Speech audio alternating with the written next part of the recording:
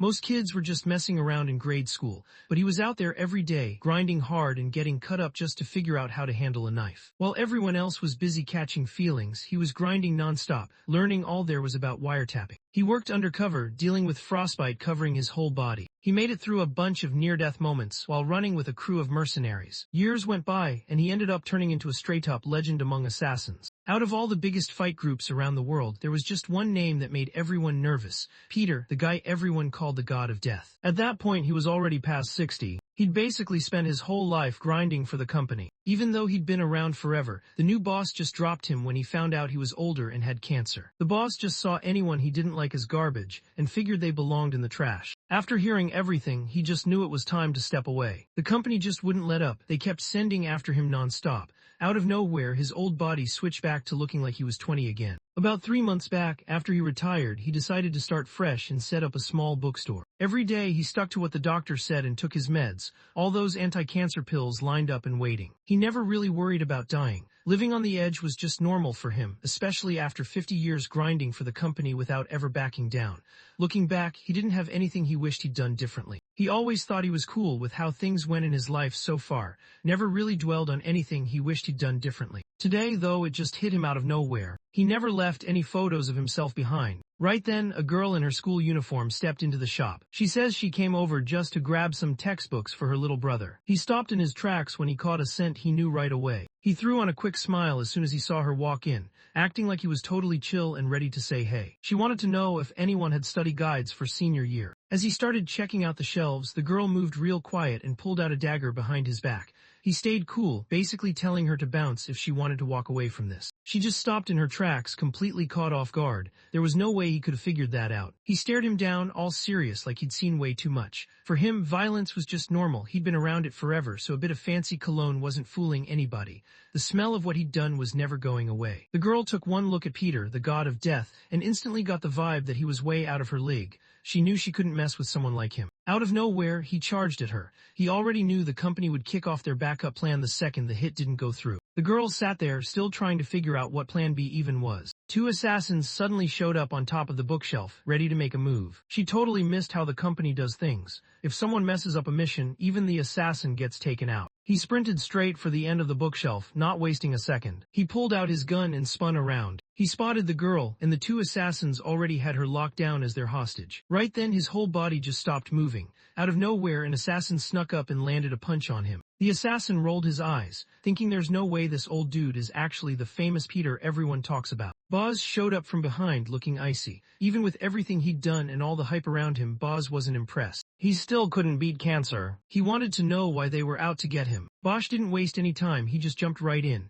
As soon as he stepped up, it was like flipping a switch. Suddenly there were thousands of assassins out there, all zeroed in on him. The reward for taking him out was set at $7.6 billion. All the cash he'd saved up from risking his life over the years was gone, just like that. Bosch couldn't stop laughing. He knew that as soon as the old man was gone, someone else would be cashing in on that money. His own hand was the reason he ended up in this mess. He got slammed with punch after punch, barely catching a break. He got launched across the room, hitting the wall hard. Bosch noticed the guy was out cold. Out of nowhere, he just lifted his hand. He handed him a present, a seriously bright flash grenade. Out of nowhere, the bookstore lit up so bright it was like someone turned on 100 flashlights at once. He knew the place so well that getting out was easy for him. The assassins figured Peter was already bleeding out way too much and probably wouldn't make it far. He dropped down under the slide at the park, clutching his stomach where the bullet hit him.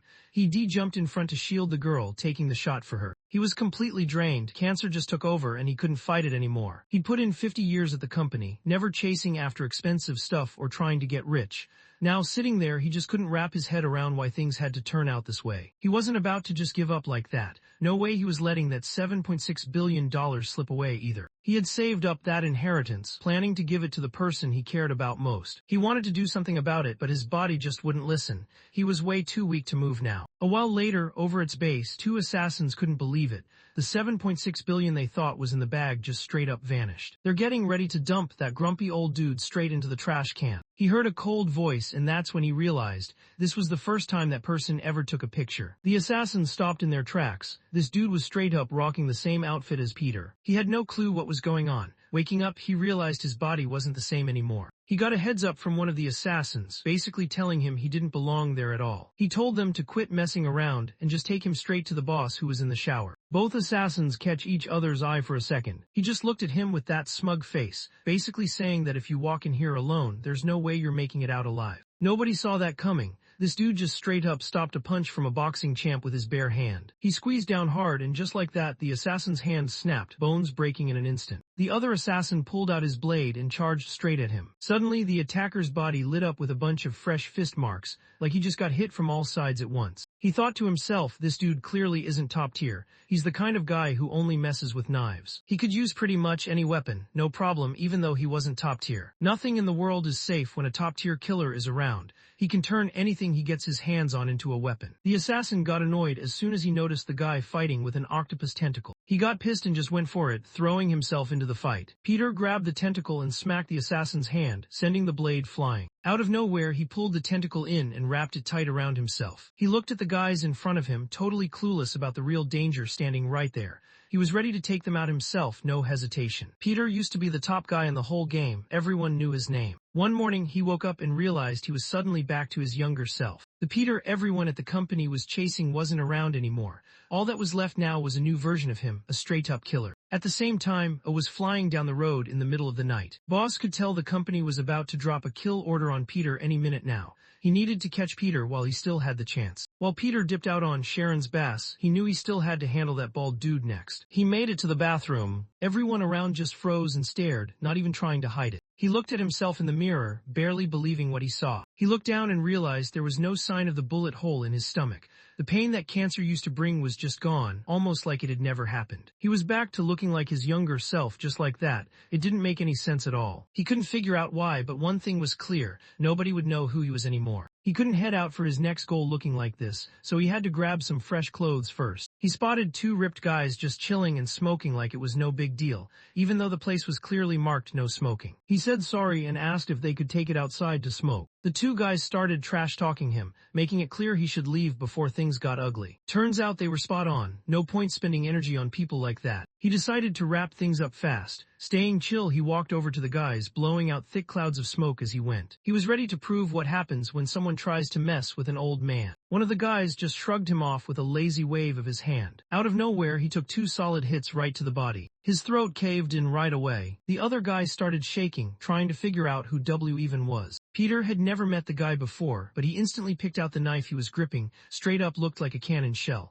What really stood out was that the dude was actually holding it the wrong way. If he tried to swing it while holding it like that, he'd just end up slicing his own fingers. The guy let out a loud yell, making it clear he never planned to swing at all. Peter figured out that anyone really planning to stab never stretches their arm out all the way. The guy, totally embarrassed, got ready to swing back. Peter swatted the knife out of the way like it was nothing, then flipped it around so the dude was staring down his own blade. Peter never actually went for the kill. If he wanted that guy gone, he'd already be out 3 times over. The guy was seriously freaked out and had to ask again, just trying to figure out what this thing even was. Peter slammed the guy, snapping his collarbone without breaking a sweat. He shot him a look that said messing with him was a bad idea, like if the dude actually found out what Peter was up to, he wouldn't make it out alive. Later on, he checked his bank account and saw that the $76 billion had just disappeared. He made it clear nobody could touch that cash. That was the inheritance he'd set aside for the person he cared about most. He realized they were serious about cutting him off. Kids behind him were hyped, chatting about getting scholarships from the Glory Club. He spent his childhood at Glorious Orphanage, a place that used to be run by a small religious group. 50 years down the line, it turned into this huge, powerful company that was everywhere and doing all kinds of stuff. Under the Glory Club name, it pulled off a bunch of shady things behind the scenes. He'd put his whole life into that company, so if someone was gonna take it down, it had to be him. It was way past midnight in the slaughterhouse. The butcher looked smug like he owned the place. Didn't even look bothered. He clearly wasn't impressed. For him, showing up solo to deal with someone this week already felt like he was wasting his time. The butcher was ready for someone to show up that night, so he set out a huge spread, making sure everything was on point. Right after that, watched as a group of mercenaries came out from the darkness. The new boss at the butcher shop wasn't even part of the Glory Club's main crew, so he had no clue why the guy acted so full of himself. He figured they should just treat their guest right. No matter what the mercenaries tried, Bosch kept his eyes locked on the butcher the whole time. About 2 seconds later, the butcher just dropped to the floor. He was totally confused, like, how could anyone move like that? Dude was basically an octopus. Bosch stood there not bothered at all. Even after getting everything ready, he still felt like something was missing. Like no matter what he did, there was still this empty space he couldn't cover up. He'd already taken first place across the whole country all because of this crazy flexible bone move he had. Right after that, he sprinted at the butcher with his head spun all the way around, like a full half-turn. Not long after, Bosch made his way back to his base. He looked around and the place was trashed. The security cameras got wrecked, and there was zero sign of any weapons, so it was obvious Peter did it. But Bosch just couldn't figure out how that old guy was still alive and even took out his crew. He told her to let him know right away if she noticed anything about Peter. Right then, the door to the bathroom swung open. The staff guy looked confused, like he wasn't expecting anyone because the place was closed. He looked over at the new guy and wanted to know if he was supposed to be there, just checking if they had set something up beforehand. Peter just shrugged it off, letting them know they still had stuff to settle. Looked totally lost, trying to figure out if he was really being chased down over some money. Peter didn't mess around, he just let him know the debt was real, and it wasn't a small number either. It was around $76 billion. Bosch gave a small smile. He quietly tells them to lock the door, making sure nobody outside can hear. He couldn't figure out how this kid knew stuff about Peter, but either way, he wasn't about to let him walk out of there alive. The waiter was ready to go, finger basically on the trigger. Bosch stared hard at the random kid who showed up, not getting how this guy could just stand there all chill like nothing was wrong. Boz laid it out straight for him. Either he gave up where Peter was hiding and got to leave with his life, or he could try to fight back and get dropped right there. He just kept it chill and said he didn't want any of that. He thought about throwing out a third option, even though all the people who actually knew what happened were gone. Peter's the guy at the center of all this. He took out both of their guys, no hesitation. Bosch Aaron just wasn't buying it at all. He started thinking about whether his guys really got taken out by this random kid instead of Peter. He couldn't figure out why this kid would even come after him in the first place. He told the kid straight up that it was a real gun and made it clear he wasn't messing around. He just wanted answers and for the kid to get out. He really needed to know how the kid knew Peter. She lifted her dagger, locked in and ready for whatever was coming next. He let out a breath, realizing just wasn't buying that he was Peter. At that point, taking him out was the only move left. Bosch told his guy with the weapon to let the kid stay alive, but barely. Out of nowhere, one chopstick shot straight through the guy's neck and even stabbed right into the gun. The subordinate dropped to the ground and didn't move at all. The girl just froze. Watching him take down a key spot with nothing but a chopstick had her completely stunned. A guy around her age just grabbed another pair of chopsticks and kept eating like it was no big deal. She started shaking. Nobody else in the whole country had strength like that. Boz hopped in the shower and let out a sneer. He actually thought he looked pretty cool. He noticed how quick the guy was to make decisions. Even if it was just luck, it still stood out. Honestly, he was impressed. With that kind of strength, he figured the guy would be a solid fit for the Glory Club. He stormed up to Boss' shower, didn't even slow down, just pulled out his gun and took the shot. Peter grabbed the table fast, using it as a shield to stop the bullets right in front of him. Everyone figures and Scoff would show up. After all, he's still just a kid. This was real life, not some action flick. That table wasn't blocking anything, bullets just ripped right through. Underneath, a big puddle had already started to spread out. He decided to go for it and see if he could get the guy on his team. Sharon took her time walking up to the table. Out of nowhere, he jumped ahead and pulled up his gun, ready to shoot. He looked down and noticed the stuff on the floor wasn't blood after all, it was just chili oil. Boz wasted no time and started looking around for the person he needed to find. Right then, Peter was already up on the wall, holding on tight. Cold oil shot out of his mouth and went straight for Boss Sharon's eyes. Peter moved fast and smacked Boz's hand so the gun pointed away. Without hesitating, he broke down the gun piece by piece. Bosch just kind of froze. Everything happened so fast he couldn't even track what was going on. He had no clue what just hit him. Was this dude actually that young, or was he just built different? Bosch's head spun all the way around, turning a full 180 degrees. He dropped to the ground and didn't get back up. He just stood there totally lost. None of it made sense, like how could this be real? He'd spent over a decade throwing hands with all kinds of fighters, but he'd never come across a kid this strong before. Back when was living that street thug life, his instructor once dropped some advice about survival moves. If he ever ran into someone way stronger, that split second when they let their guard down was his shot. Ever since that day, he got locked in on mastering a move that nobody else could pull off but him. Kept showing up to practice every single day, totally sure that nobody was going to beat him ever again. His eyes snapped open, totally caught off guard. He held onto the leg in front of him, not letting go for anything. He went all out and dropped his most powerful move. Boss wasn't messing around. He let everyone know he'd been running things way before any of them even showed up. He'd seen it all, done it all, and wasn't about to get shown up by some kid. Today he was out for blood. Boz glanced up, hearing someone coolly give him props for lasting so long. That's when he noticed the target just chilling off to the side without a scratch. He figured out he'd just grabbed his own teammate by the neck, all because he couldn't see straight. Bosch had been doing this job for more than 10 years. He just knew this guy was about to end him. Boz finally caught on that this guy was even stronger than he was back when he was in his prime. Suddenly, he got nervous and started looking for a way out. Bosch Aaron reached over and grabbed the girl who was close by. He figured she didn't really know how to fight, but maybe she could help out in some other way. Peter stayed chill, not surprised at all since guys from the Glory Club were always quick on their feet. Bosch finally relaxed, thinking Peter was on board and wasted no time locking in the deal. After hearing that, Bosch didn't waste a second. He headed straight for the door, already set on finding out who this kid really was and taking him out right after. He caught the guy behind him dropping the real secret behind the death move. Basically, if you start thinking you've already won and drop your guard, you're pretty much asking to get taken out. He remembered hearing those exact words from his instructor back in the day. Out of nowhere, Ba realized something wild could actually happen, and it instantly took over Sharon's thoughts. Looking at the guy, he instantly got reminded of his old instructor, Peter. It was like seeing a piece of Peter right there in him. Peter looked over at him, giving that look like he was checking if he remembered what he said before. Nobody who finds out who he really is ends up making it out alive. Boz, the top jujitsu guy in the country, got taken out strangled. Up against Peter, known as the god of killing, he really didn't stand a chance. A few minutes later, inside this fancy high-rise club, an assassin let his boss know that was definitely gone. By the time anyone showed up, all the cameras had been wiped out and there was nothing left to see, no clues, nothing. An old guy barely hanging on after getting shot and left for dead somehow wipes out every trace of what happened in just one day. He even takes out 4 pro assassins like it's nothing. That's wild. From that moment, the guy called for an SSS-level bounty on Peter. Basically, he wanted everyone out there gunning for him. Cars and people packed the street, everyone doing their own thing. Everyone looked up at the massive screen. Peter, who was getting up there in age, realized people were suddenly talking about donating to him.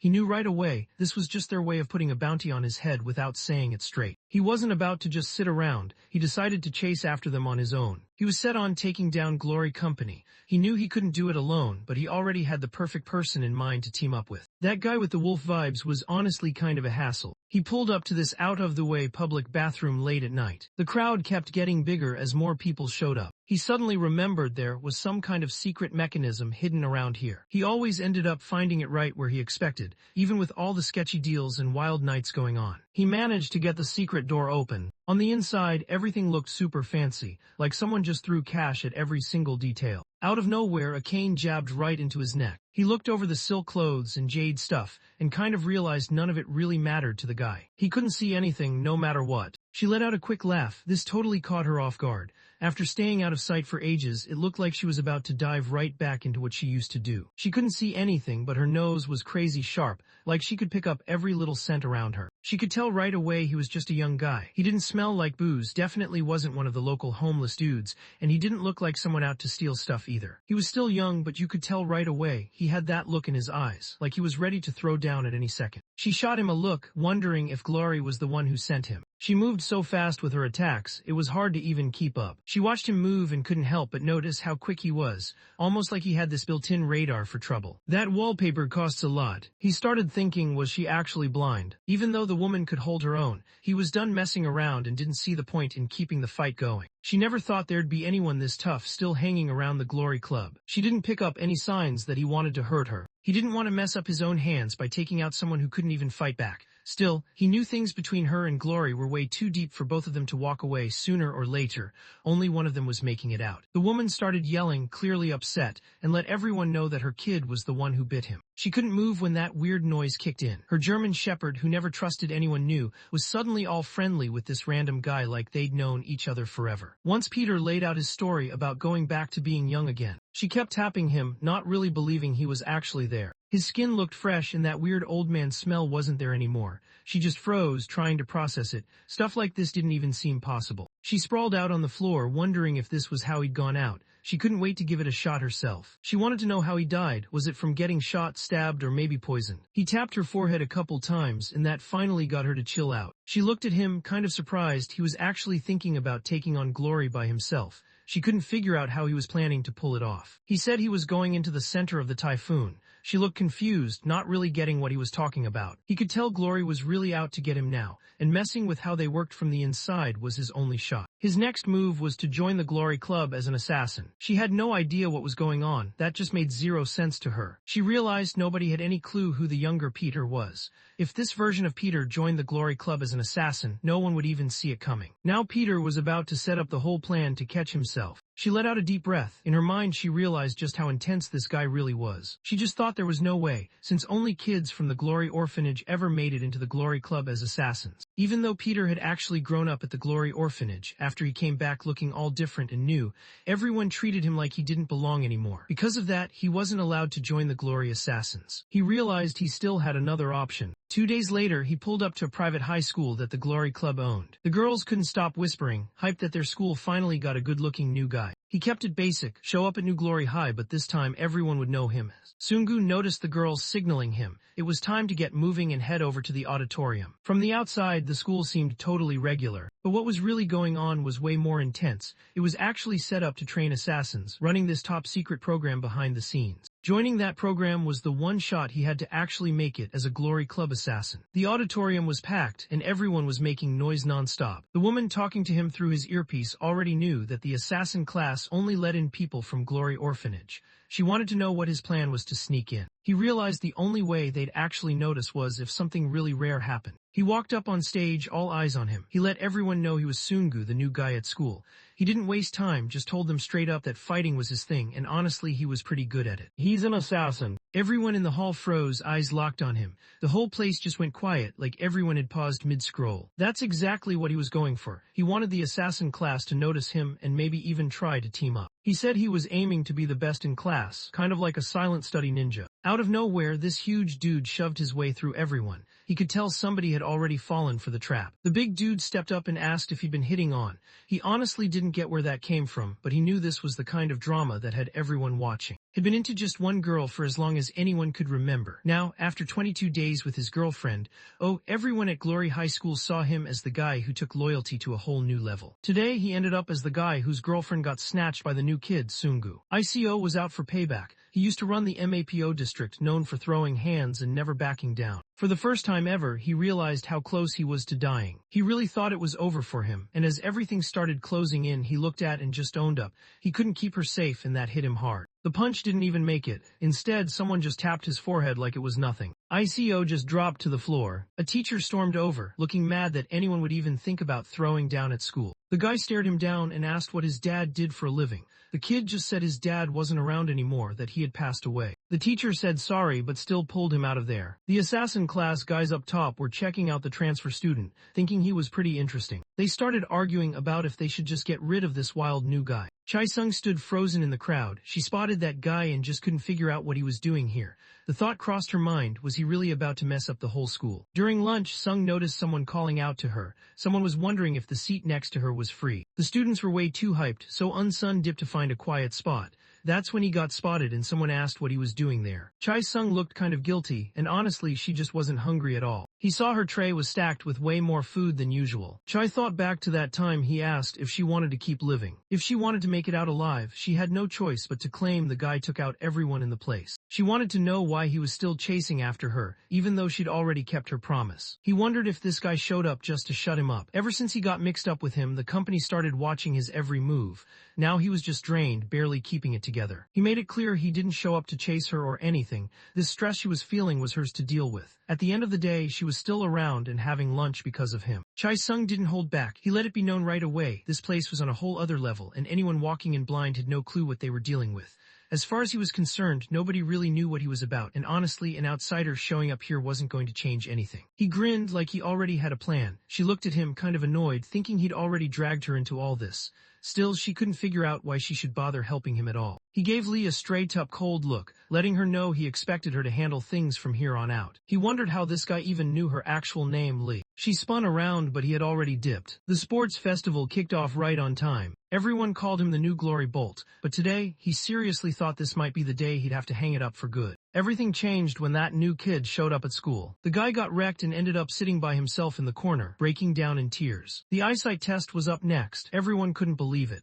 The new kid came through like he had eagle vision or something. Dude saw everything clear as day. Next up was the advanced fruit peeling class. He grabbed the fruit knife, wasn't exactly sharp, but he still managed to carve a rabbit out of the fruit. During break, three troublemakers stared down the teacher, making it obvious they had zero plans to help clean up. They didn't even try to hide how little respect they had, basically daring the teacher to do something about it. He started thinking about what else he could actually do besides just yelling or taking away points. The teacher was really killing everyone's vibe, making the whole class wonder if he was trying to get himself fired. The teacher lost his cool and warned that if anyone messed around, they'd be out for crossing the line with him. The delinquent just gave a smug look, acting like he was standing up for student rights. He knew that if he took this guy to court, the dude would lose his license instantly. No point in acting hard, he just needed to chill and sit down. One of the guys was already thinking about posting the teacher's meltdown online. He knew it would blow up for sure. A few days had passed, and that's when they spotted the guy everyone online was calling the transfer killer. The three delinquents stared him down and made it clear he wasn't welcome. One of the guys stepped up, spit right at him, and started messing with him. They basically told him to get out of there if he wanted to stay alive. He could just stay quiet and let it end. The boy swung, but he just couldn't land anything. His punches were way too slow. The other two started messing with him, making fun of how he kept whiffing. He started to wonder what was up with him and why he couldn't connect even once. Someone else from the gang crept up behind him, holding a brick, ready to swing. Right after that, the brick just crumbled into dust. A few seconds later, all three of them stood there, heads down, saying sorry to the teacher. They kept backing off, still tossing threats his way and bragging about how justice always comes out on top. He checked on the teacher to see if he was all right, but the teacher just snapped at him. Guess fighting in front of a teacher was a big no-no. He crouched and grabbed the phone the boys had left behind. The teacher looked over and checked if his name was Sungu. He was about to wrap things up when something sliced through the air out of nowhere. The teacher smiled just like he expected. He always trusted his eyes to catch everything. He definitely stood out from everyone else. Nobody could deny it. During the whole fight, he held his coffee steady. Not even a drop hit the ground. The teacher looked at him, curious about where he picked that up. He really couldn't figure out why he went and picked that up. He wanted payback. Glory had messed up his whole life and he couldn't let that slide. But he knew he couldn't just say it out loud, so he made up a fake enemy instead. The teacher looked at and got real for a second, asking if he wanted to join the service department. He'd been counting down the days for this. He always knew the teacher had been keeping an eye on him from the background this whole time. Everyone knew him as Teacher Lee GWI, but the real story, he was straight up a killer instructor at Glory. At New Glory High School, the assassin training class hides in plain sight as the service department. Only a select few get to pick up the kind of survival skills real killers need. Sungu got the rare shot to transfer in. Most people never get that chance. The road he's about to walk is seriously dangerous. He just got added to the crew. This is where Glory turns regular people into full-on assassins, basically the squad's training ground. Peter still kept second-guessing if this spot was actually where assassins learn their stuff. The instructor called everyone over and let them know Peter was joining the service team. Lee froze when she spotted this dude. What was he even doing here? Deep down, she just hoped he'd keep it moving and act like they'd never met. Peter shot her a fast wink. She froze up right away, her mind racing. Was this some kind of warning that he'd come to take her out? Peter walked in, thinking it was wild that a regular spot like this could actually be where assassins got their start. Two guys suddenly step up, ready to start something. They honestly don't care if he's Sungu or Sunrock, they're just looking to mess with him. Only kids from Glory Orphanage could get through this spot, so it made no sense to Peter that the instructor would let someone sneak in the back way. The brothers were there, Class 58 Legends. Was crazy fast, while Dong Sing was all about pure power. Peter just stood there, not sure what to think. He was actually an instructor from the same orphanage, which made everything even weirder. The instructor brought up the idea of throwing a chill welcome party. The students got hyped and started talking about making fruit tea together. He started chopping up the new kid's body to use as the main ingredient. The brothers squeezed their way through everyone just to say what's up to Peter themselves. Lee stepped in, making sure they didn't do anything risky. Just brushed her off and made it clear she should move if she didn't want to catch hands too. People started questioning Peter, wanting to know if he'd ever thrown hands outside or if he was some big shot from MAPO. Peter had lost count of all the fights he'd been in. The brothers told him to stay on edge, since this was supposed to be his final fight. Stood there looking serious. He made it clear this spot wasn't for guys who just run the streets or play boss in MAPO.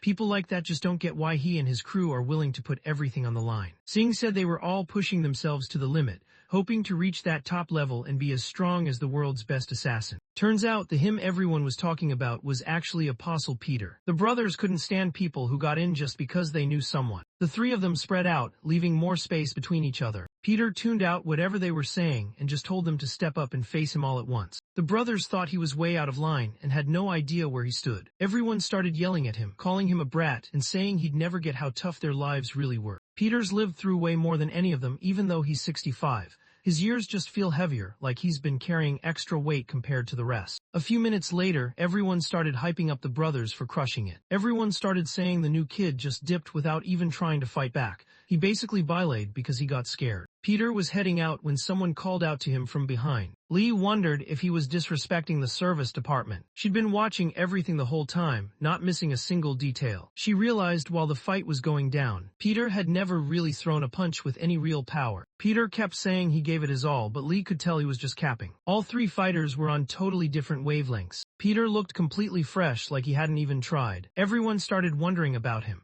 Why did he sneak into this school and keep his real skills hidden? What was he really after? What was his end game? Peter stayed quiet, just staring at her. He told everyone it was time to grab food in the cafeteria. Lee felt awkward since it was already midnight. At the same time, over at the city's express bus terminal, things were moving as usual. The bus driver couldn't hide his excitement after someone dropped $1,000,000 just to rent out his whole bus. He started busting out some dance moves right there, totally hyped about the unexpected payday. Something was off. He definitely booked a spot for a group today. There was just one person on board, which didn't really add up. He wanted to know if anyone else was around, but the passenger just told him he showed up solo. He was carrying a ton of bags. The driver jumped in right away, eager to help get it loaded. He picked up on something that just didn't seem right. The passenger knocked his hand aside and challenged him to a bet. He wondered what could be packed inside that suitcase. A second later, the bus rolled out. The driver wasn't down for the bet. He knew his eyes weren't playing tricks on him. That suitcase actually moved. Right then, the instructor got a message. It was from Chairman and the big boss at DIG Group, which just happens to be one of Glory's top backers. If a team pulls off this mission, the chairman's got their back, and they'll instantly score that service qualification license. So basically, they're about to level up and get the official title of assassins. Lately, students have been getting kidnapped way more often. The team's got one job: get those hostages out safe. Chairman's only son ended up being one of the people who got kidnapped. Some kid in the class wondered out loud why they didn't just call the cops to track down the chairman's son. Chairman wasn't letting this one slide. He wanted to handle payback himself. Sign-ups just kicked off. If they skip it now, they're stuck training for another 2 years before they can call themselves real assassins. He just threw out a sarcastic whatever, stay stuck here forever. Right then, the brothers didn't even hesitate. They raised their hands, ready to get in on it. Out of nowhere, they spotted something hilarious and just started cracking up. Sungu and the coward both jumped in too, all because of this so-called deal. After a while, everyone else dipped, and it was just the volunteers still hanging out in the classroom. The instructor just took his time, not rushing one bit. He told the group to go ahead and have fun without him. Peter couldn't believe it. Was there seriously a hostage rescue going down at an amusement park? The brothers just didn't get what was going on. He couldn't figure out why anyone would show up to an amusement park wearing bikinis. It just didn't make sense, and he felt kind of awkward about it. Lee pulled them over and signaled for everyone to face forward again. The instructor let everyone know this was the exact spot where Chairman's son got taken. The job was simple: get the hostage out and take down the kidnappers. All they knew was the last spot the hostage was seen. It was some place called Blue World. Nobody really knows if the boy's still out there or what happened to him, especially in a place this massive. Lee thought something was off. Sung acted like none of this surprised him, almost like he was already clued in. One of the park workers came over and said sorry, explaining that you actually needed to book this ride online first. This was their first time ever hitting up an amusement park, so there was no way they'd know what to expect. Saw Lee and instantly knew she wasn't really paying attention, just kinda hanging out. She seemed totally relaxed, not even a little worried about anyone sneaking up on her. It was obvious she had no clue about keeping her guard up. The brothers didn't waste any time. They were already messing around. They were hyped to try out a bunch of new stuff, just diving in without a clue. Lee watched them and thought they were seriously overdoing it, like they were forcing it for no reason. The booth guy at the shooting game kept hyping it up, telling them it was super easy and acting like he was getting ripped off. He already knew they had no shot at winning. He de-rigged the toys ahead of time, so with these two clueless guys on it, he could dip out early. Lee paused for a second. She'd never held a fake gun before, so this was all new to her. A few minutes later, the shop owner just stood there, kind of frozen. He realized he'd get to head home sooner than he thought. He checked out a bunch of places around the amusement park. Everyone seemed really hyped. This place was probably new for all of them. They'd already been through stuff just like he had. They didn't get moments like this often, so they had to make the most of it while it lasted. Nobody really knew when they'd get to chill and laugh like this again. Lee was on the move trying to grab some food without anyone noticing when it suddenly hit her. She totally forgot about the mission. Her phone suddenly picked up AirPods, showing they were close by. was actually the chairman's son who got kidnapped, so there was a good chance he was somewhere close. Something felt off. The signal was showing up from the women's restroom, which made no sense at all. She chose to take a look herself before reaching out for help. He looked around, but everything seemed normal. The signal was definitely coming from her. She didn't want any drama, so she calmly asked where the AirPods came from. Out of nowhere, the woman totally freaked out and started yelling. Her boyfriend burst into the room, and right away, she told him that the wild lady just tried to swing at her. Lee freaked out and scrambled to clear things up, hoping everyone would realize it was just a big mix-up. She told her boyfriend to chill out and not throw hands. She just wanted him to make her say sorry. The guy still looked like he wanted to land a few punches on you. She wasn't far off. The three guys started looking around, trying to figure out where she disappeared to this time, while the brothers started thinking she could be caught up in something bad. Peter hadn't spotted her yet, but he figured she was probably fine. Lee moved fast and got the guy in a chokehold, locking him up before he could even react. She nearly stuck a lollipop right in his ear. Right then, she noticed she couldn't actually pull it off. She pressed the woman to say where those AirPods came from. Some people hanging out in the park started talking quietly when they noticed a good-looking guy nearby. Lee-ho showed up fast, telling everyone she found the spot by following his AirPods. Turns out she and Peter were both after the same person. At a packed amusement park, slipping away without anyone noticing wasn't exactly easy, but there were still a couple of ways someone could just vanish. All day this spot was totally booked out, but nobody actually went in. The haunted house didn't really stand out. They shoved the haunted house door open. The brothers weren't messing around. They basically called it Game S Done. They told everyone to keep their heads up and told the other two to stay right with them. Told those two knuckleheads to back off and stop grabbing her clothes. Peter knew right away something was off. The place was way too silent, almost like everyone just dipped. He let everyone know it was time to get ready. The real mission was just about to kick off. He was already halfway through the mission. From the start, their whole plan was to end up getting taken. Right then, the instructor from Glory School came running in to stop the mission. The operator wanted to know what was going on. The instructor just realized this wasn't some regular training run. Park Sang-doo showed up and everything instantly changed. He used to be on track to become an apostle, but even with all the hype around him, he just wouldn't play by the rules.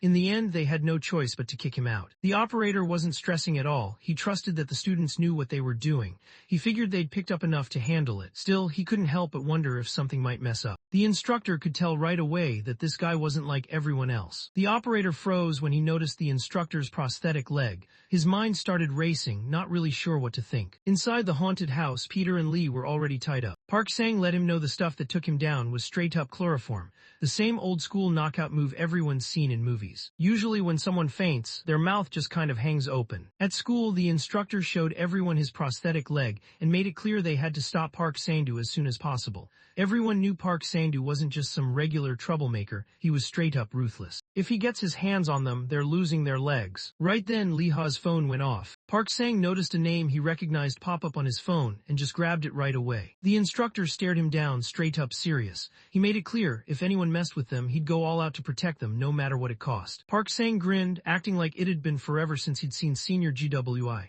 He kept things chill, telling not to be so intense. Sang wasn't scared at all. He even joked that he could handle those guys and leave them wrecked just like. He kept going, tossing out the idea of making a bet. He wanted to see how many legs would still be in play by the time the other guys showed up. The operator just stared, totally confused about why the instructor was shaking. At the same time, the brothers, still free and not tied up, started yelling, trying to draw the criminal out. Park Sang let the instructor know he was ready to get started, wanting things to move along quickly. Lee-ho leaned in and quietly said his name. Peter just sat there not saying anything. She noticed his mouth was a bit open and started thinking he might have actually dozed off. In her head, she was kind of annoyed, thinking he really didn't care at all. She knew this was her only shot, so she went for it. Peter glanced over at her, curious about what was going on. He hadn't actually been sleeping this whole time. Snapped her foot away, her face showing she was trying to clear things up fast. She wanted him to know it was just about getting him to wake up, nothing else. She motioned for Peter to stick with her plan and use the moves they picked up during training. Peter, though, was already good. He'd managed to get himself out way earlier. He was ready to jump in as soon as things started going sideways. Pulled Peter aside and made sure he was paying attention. She let him know that the guy they were looking at used to be a big-time killer back in his prime. Peter just looked over and asked Lee if she was into betting, keeping it chill. Nobody in the crew thought the guy they were after would just be some regular dude with a desk job. When they cornered him, they started throwing threats, trying to scare him into backing down. They wanted to know where Sun was hiding. Park Sang actually liked how blunt younger guys could be. He looked right at them and tossed out a bet. If he pulled off the win, every wish he had would get sorted out, and Sun would finally be let go. The instructor freaked out over the phone. He knew straight up that nobody ever came out on top when going up against that dude. Park Sang-gu chimed in saying that if anyone lost, they'd have to give up a leg. The brothers looked at the old man, wondering if he was serious about letting this slide. Starting tomorrow, he'd have to use a wheelchair. Right then, Park Sing threw a knife over to the brothers. He thought bets are only worth it if both sides have a real shot. Doge shot the old man a cold look, confident he'd regret messing with him. At New Glory High, everyone knew Doge was the top blade fighter. Notice the old guy just couldn't keep up with him, even though they both had the same weapon. If this dragged on, he knew he'd end up on top. Do was totally stumped. He just sat there trying to figure things out, but nothing made sense. Even though both knives looked identical, holding them just didn't feel the same to him. Looked over and noticed the kid acting weird, like something was off. He wondered if the kid was dealing with some problem. Finally caught on to the dude's move. He realized the knife he was holding wasn't even sharp. Right then, Sungu and both looked like they were ready to jump in and back him up. Just stepped in and blocked both of them. He let out a yell, making it clear he didn't want anyone jumping in. This was his battle to handle. Honestly, if these two brothers couldn't take down the old man, there was no way anyone else was stepping up and winning. The brothers were sure the old man had no clue about what they were really after. Hell Week was the last big test before anyone could leave the orphanage. They had to survive an entire month in some place where there was no food, no water, literally nothing. All they got was a gun and a single bullet, and that was it. They were stuck in a place packed with wild animals everywhere, and just making it through each day was a challenge. Everyone had their own reason for using their bullet. Some guys used it to hunt, while others straight up turned on their friends. Some people were there because they couldn't take it anymore and decided to end things themselves. That's when the brothers really got fired up. Instead of just letting things end for them, they decided they were going to fight for their lives. They hold off on using their last shot, waiting right until the final moment. Back then, they just knew deep down. One day, that bullet would end up deciding what happened to both brothers. When Hell Week wrapped up, they realized out of all 181 orphans in the 58th class, just the two of them made it through. Out of nowhere, they found out something wild. Peter, the apostle killer who was their age at the time, had just broken a record no one else ever touched. He ended up being the first guy in 58 years of Hell Week to make it out without firing his bullet even once. The brothers spent a solid 10 years grinding, all just to reach Peter's level and be the top killers out there. To them, the old guy standing there was just someone to get past, nothing special. Singh moved fast and grabbed Park Sang's arms, locking him down before he could react. Had already said he was coming for payback. He was dead set on making the old man wish he'd never handed him that knife. The old man let out a low laugh, almost like he was thinking about messing with him for real. He started sizing up what to take next. It's not even a leg. His arm, though, that was a whole different story. Dropped the knife, already knowing it was dull and useless. Singh just needed to go all in and put his full power into the thrust. Pushed the blade ahead and Park Sang just stared at him, all icy, basically calling him out and asking if he really wanted to end up like Peter, a killer. He needed to snap out of it. Just stopped in his tracks. His knife completely broke the second it hit. Meanwhile, Park Sang was holding onto this massive military machete, a kukri, that was way heavier and stronger than a regular blade. Park Sang spent his whole life getting used to that blade. It swung way quicker than any knife and packed more weight than an axe, basically made for taking people out.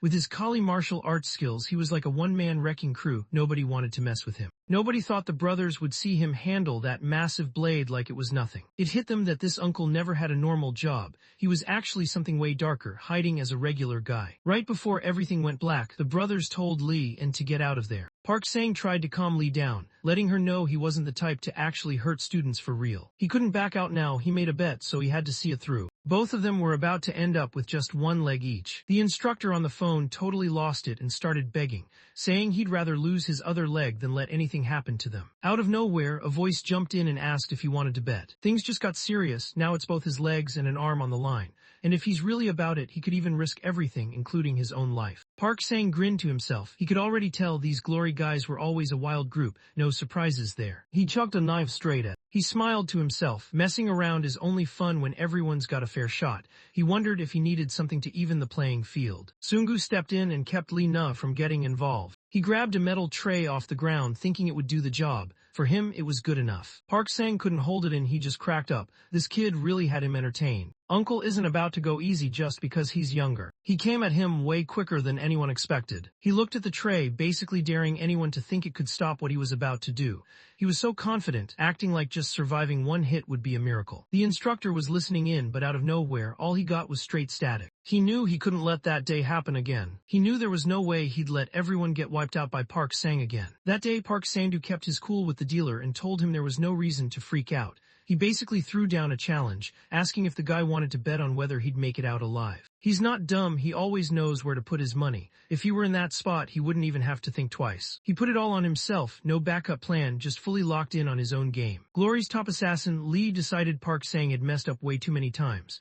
To keep people chill and stop things from getting worse, he knew someone had to take the fall. So just like that, Park Sang was out, no second chances. From Glory's point of view, their squad was stacked with experienced B-class assassins. Even if Park Sang was tough, taking on 5 B-class guys at the same time would seriously push him to his limits. Nobody really knew what happened to Lee GWI. Nobody should be able to move a sword like that, but this guy made it look easy, like he was built different. That day marked the moment Lee JWI's days as an assassin came to a close. Nobody really cared if a chainsaw beat a blade. The real problem was the guy using it. He was straight up scary. Park Sang grinned. He was thinking this kid really had some wild luck, but he wondered what the kid planned to do next. His only shield just got snapped in two. Lee picked up on something off and got ready to step in if things went sideways. The kitchen knife wasn't meant to be that sharp, but realized it was way sharper than he thought. It even threw him off for a second. He ended up smashing the tray without holding back. Lee just froze. Turns out the tray wasn't actually a tray, it was a blade. Sungu got his hands on a serious weapon, all because Park Sang came through for him. Park Sang gave a little smirk, clearly realizing this guy wasn't your average student. Even though he played it cool, he was actually pretty surprised on the inside. Was this just random or something more? His last hit was right on target, but just then the kid moved back. He thought it was wild how this kid picked up these sneaky moves, but he was sure none of that was gonna get past him. He wasn't sure if he just got lucky or if he actually knew what he was doing, but he was about to find out. He started things off by faking a move with his jacket. He went in right after and landed a brutal hit. He was sure the shot would hit, but everything changed the second he lost sight of his target. He looked around, clearly not getting what was going on. Park Sang could tell his blade connected with something, probably that thin pad. Right after, a cold shimmer slid across his neck. He stepped back, totally freaked out. He realized he just dodged death by a hair. Out of nowhere, the dude popped up right behind Peter and went straight for his neck. Peter barely got his hand up in time. If he hadn't, his throat would been done for. Park Sang couldn't help but wonder if that kid was actually a student, because the way he moved was way too sharp for someone just learning. He noticed all of a sudden that the tray knife was basically useless against heavy clothes, and it wasn't strong enough to stop his cooking tools either. The kid went straight for his open neck, not holding back at all. He took off so fast, even the park's security cameras couldn't keep up. No one could tell if that dude was even a student or honestly if he was even human. Lee knew that thing Park Sang was swinging was crazy heavy. Whenever he took a swing, anything nearby just got wrecked. If someone actually got hit by it, they were done for, no chance they'd make it. The old man couldn't keep up with Peter. She figured the sword was just heavy. If this dragged on, she knew Peter would probably outlast her. Out of nowhere, Peter's face got sliced with a thin line. Honestly thought Peter would dodge, so seeing him actually take the hit caught her off guard. Park Sang looked serious, laying it out straight. He basically compared taking down a cow with a big knife to getting rid of a rat with just poison. Peter realized that Park Sang's cookery weight was way heavier than a regular blade, like 3 times more. After the dude ditched that weight, speed wasn't just Peter's thing anymore. Park Sang just started going even harder, not holding back at all. Lee couldn't believe what he was seeing. The old man had totally switched up from how he was just a second ago. Something just seemed off to her. That type of blade was obviously made for stabbing, not anything else. No one could figure out why Park was telling everyone to just swing it that way. Park Sang shifted his stance real quick, zeroing in on Brad, totally set to take him out. The attack just stopped in the middle of the swing. He just froze, his hand literally wouldn't budge. Peter looked over, completely chill, and just wanted to know what was up. He noticed the other guy's hand wasn't moving at all. Park Sang just clocked that the kid wasn't even going for his neck at all. Since the start, he'd been aiming straight for Park's hand. Peter stayed cool as he listed off all the parts in a hand. The flexor, extensor, adductor, median nerve, radial nerve, ulnar nerve. Basically every muscle, nerve, and ligament you need to grab stuff. He'd already cut through all of them. Right from the jump, he didn't plan on taking anybody out. Park Sang was confused. The guy in front of him wasn't a student or some random kid. He had no clue how many people this monster had already taken out. Peter grabbed the tray and remembered how everyone doubted it could stand up to a steel blade. Now for the big finish. He's about to show what happens when an egg actually takes on a rock. Park's childhood was basically one long highlight reel of getting picked on. Those punks kept messing with him, even going as far as peeing on him. He spent every day daydreaming about getting revenge on those guys. He just couldn't push back or stand up for himself, no matter what. Park was ready to call it quits for good, but right then, a voice popped up and asked if he was down for a bet.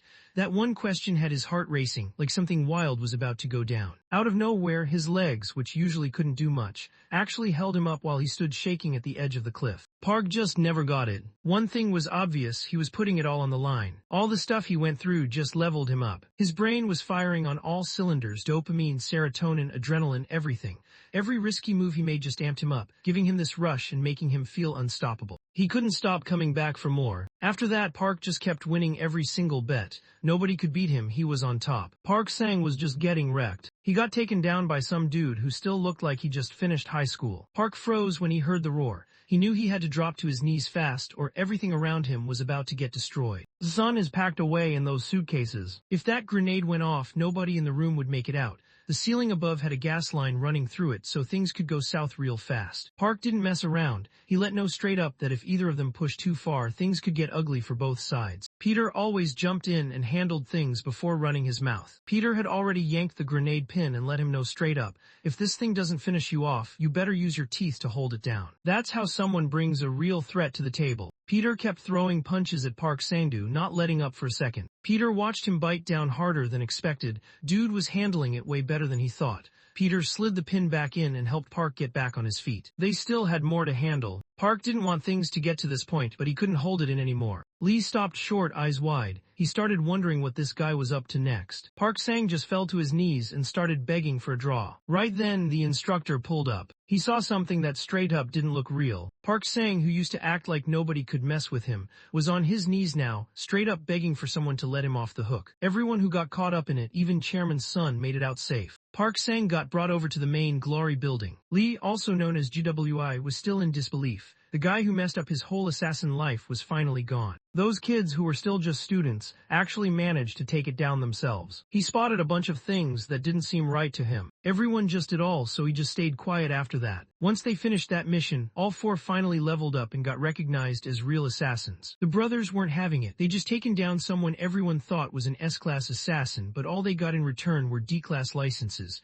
For them, it felt like all that work barely got noticed. When the elevator doors slid open real slow, suddenly a couple of tall dudes with long hair and jacked builds showed up right in front of them. The brothers pulled up, saw what was going on inside, and instantly thought they messed up the address.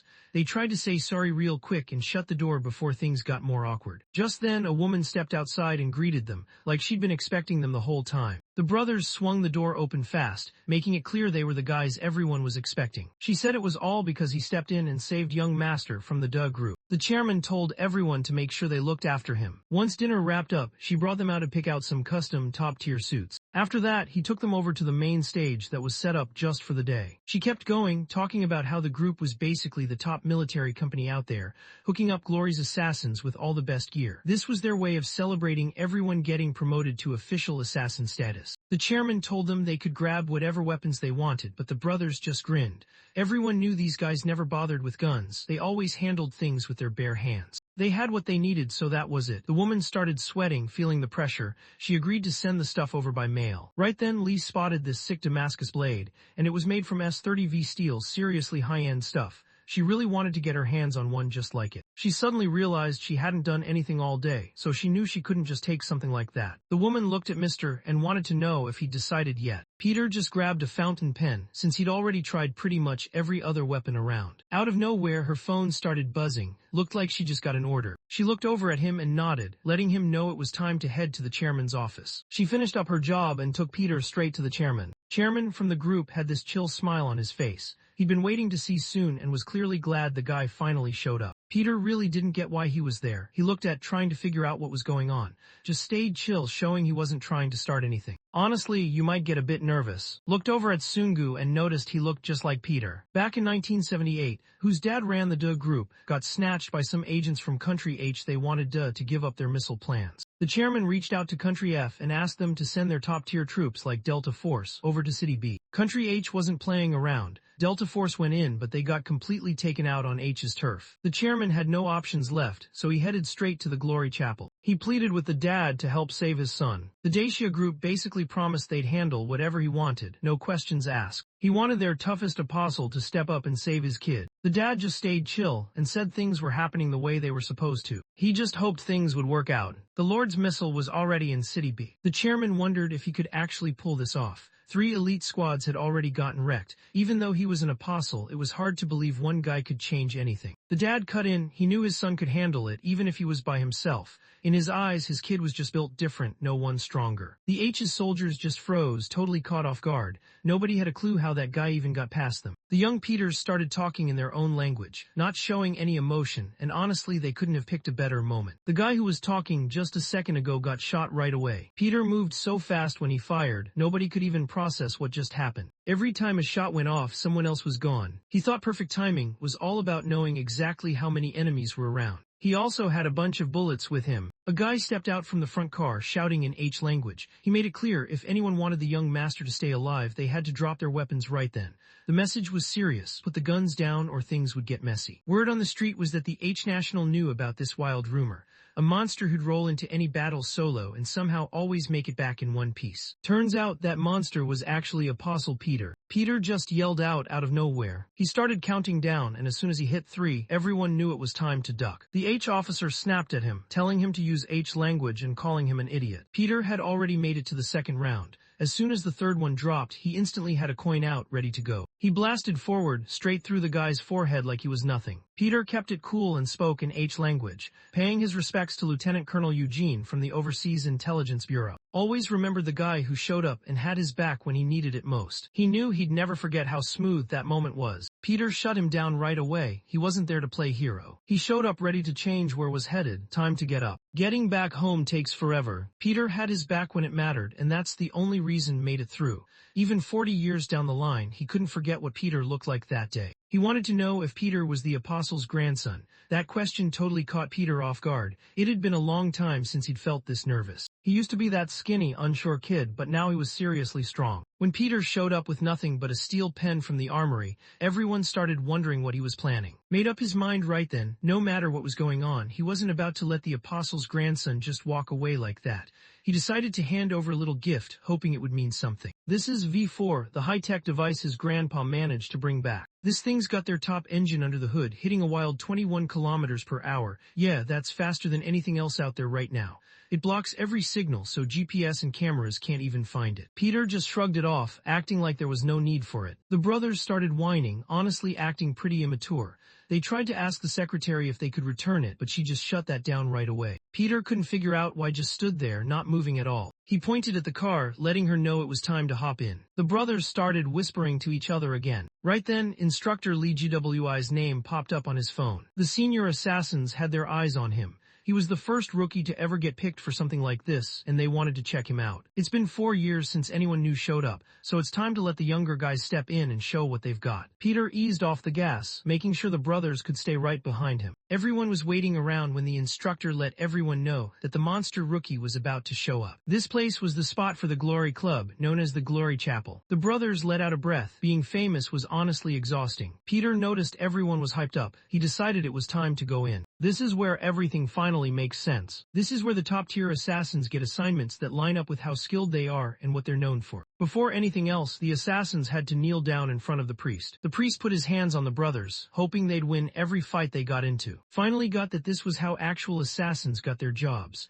Peter picked up on it too, realizing this was how things worked for the lower-ranked guys. The brothers were hyped to see what the priest had revealed, so they jumped right in to check it out. There was just one word on it: battle. The priest just grinned, letting him know straight up that rookies don't get missions. They get treated to some awesome holy blood as a reward. The next second, the cup of holy blood went flying and smacked right onto Deuce's head, spilling everywhere. The priest looked at him, almost smirking, and wanted to know what it tasted like. He acted like he'd been waiting forever for someone like this, someone he thought was just D-class trash. Just smiled to himself. Sometimes you really just have to try stuff on your own, even if it might sting a little. He wondered if the old man was the same way. The fight kicked off for real. The brothers started hyping up a fight where nobody cared about ranks. They made it clear they weren't about to go easy just because someone was older. One of the cult guys just looked over, totally unimpressed. He clearly thought the D-class dude was nothing, just straight up weak. Just shrugged, totally chill, like it was obvious. He pointed out that guys like them never started out as D-class, so there's no way they'd understand. The brothers always kept this in mind. They saw themselves as future S-class apostles,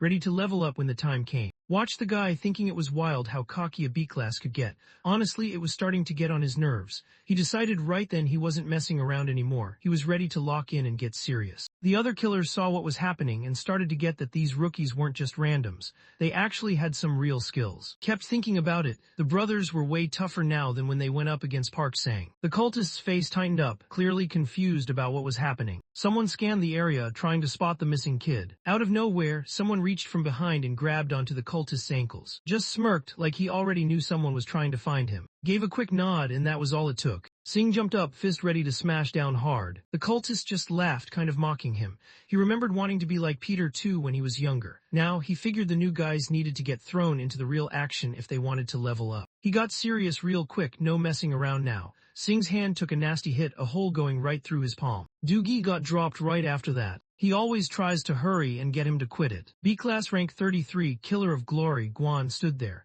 He wanted to know what it was like facing someone who's actually taken lives. He grinded for years and still only made it to B-class. 4 regular killers at that level, that's like trying to grab something impossible. D-class killers get sent on jobs where the targets are regular people. There's 336 of them in the group. C-class handles street gangs and guys who like to fight, and it's got about 200 members. B-class steps in when killers go after each other. It's got a crew of 100 people. A class takes care of the big stuff, national targets and all that. There's only like 30 of these guys out there. When someone decides to become a killer, that's it. He throws away his entire life, burns every bridge, and just grinds non-stop, all for a shot at being the top. Even if someone throws everything away and somehow climbs up from S-class to A-class, just grinding isn't gonna cut it. At the very top, the 12 disciples are sitting in their own league. The apostle, the cultists started making fun of him, while the younger guys were all curious about what it takes to become an apostle. He just needed a fresh start. He drove his fist straight into his head. He shot them a dirty look and told them to go home, acting like they could just chill with a mom that wasn't even real. He didn't really get it. Crushing them that hard just didn't seem necessary. Guan spotted and instantly remembered her as the girl who used to run errands for the Eight Tails gang. He couldn't help but look down on her, someone like her, with zero skills or experience trying to get into the assassin game.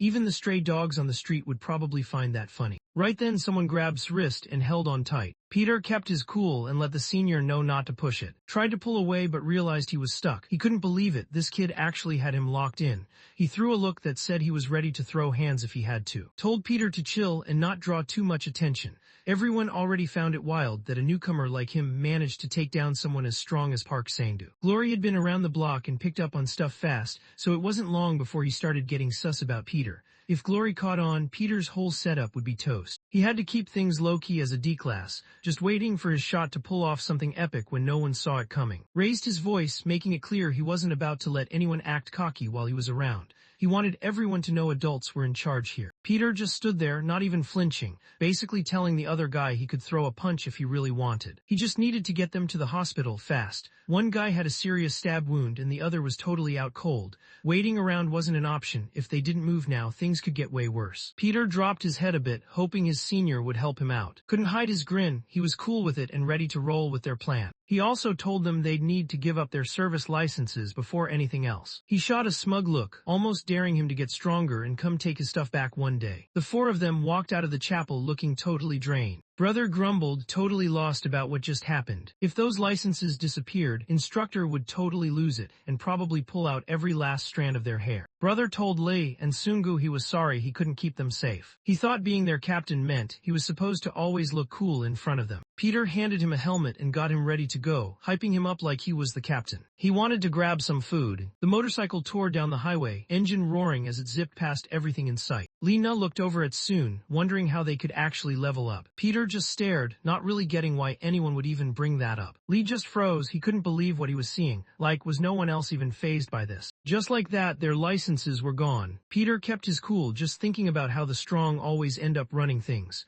If you're not on top, you just have to deal with it. It was late, and some of the other disciples started clowning around, making jokes. Just the idea of having to compete with guys like them honestly got him heated. They saw those rookies from before had shown up again. Guan looked at him with a smug grin, acting like he was ready to throw hands again, or maybe waiting to see if the guy would back down this time after standing up for someone else. Peter looked at him totally serious, almost like he couldn't believe things had gone this far. Just let out a quick laugh, acting like he couldn't believe someone was back for more after just getting wrecked. Peter got up, ready to show everyone something wild, something they'd never get to see again.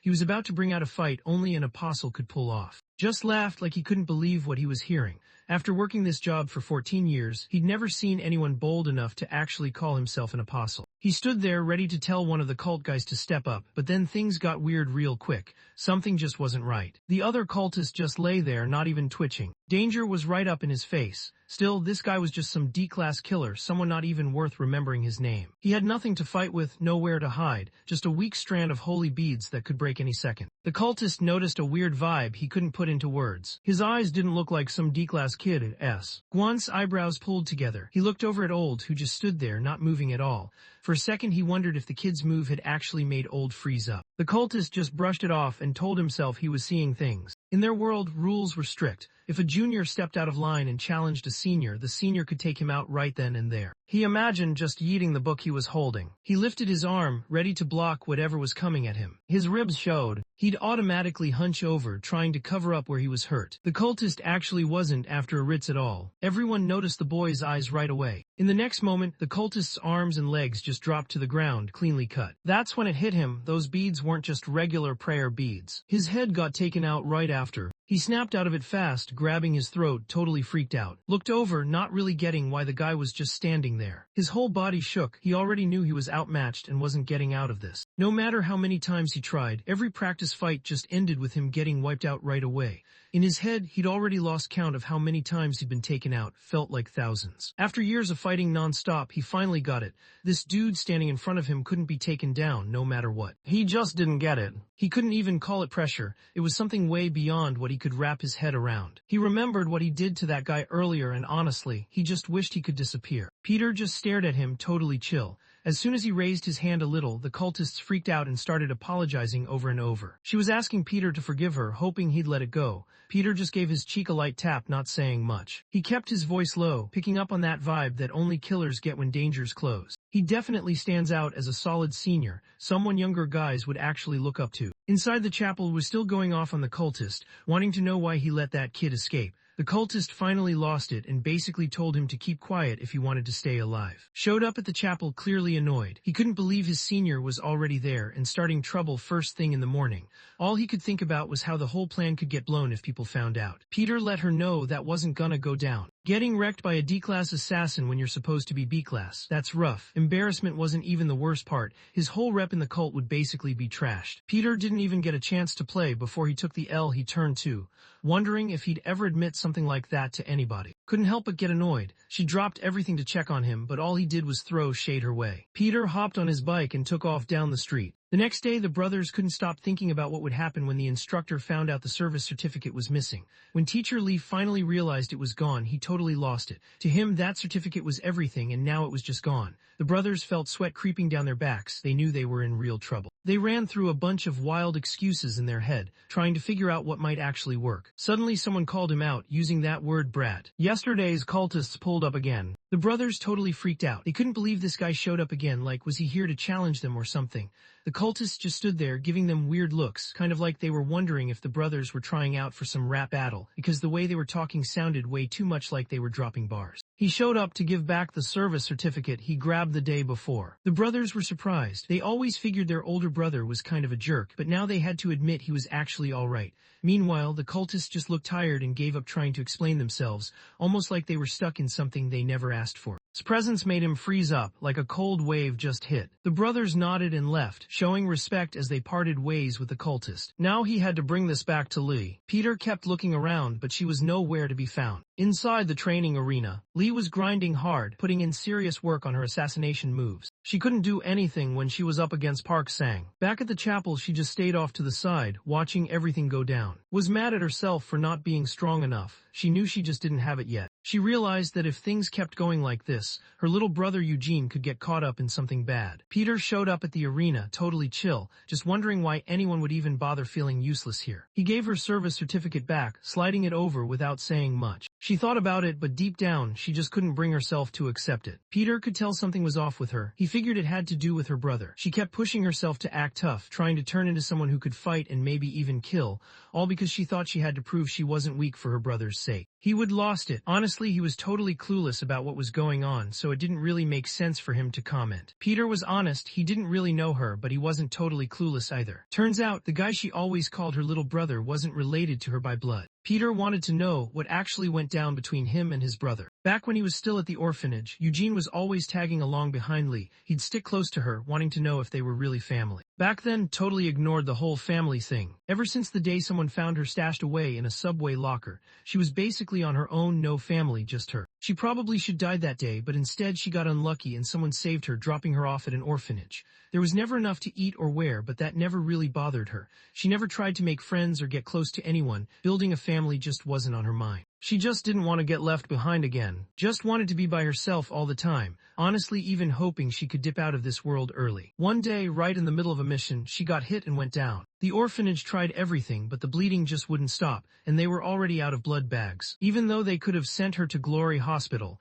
the people at the orphanage just decided to dump like she didn't matter. She wasn't surprised at all. She figured it'd just be simpler if she never had anything in the first place. The place was freezing from the start. For her, dying almost felt like getting let off the hook. Something wild happened, according to the teacher. Right after that wild moment, Eugene just vanished. Found out later from the other orphans that the little guy never gave up, no matter what. The teacher stepped in to stop him, but it didn't work. He was dead set on saving his sister, even if it meant risking his own life. Eugene had already lost track of how many times they'd poked him for blood.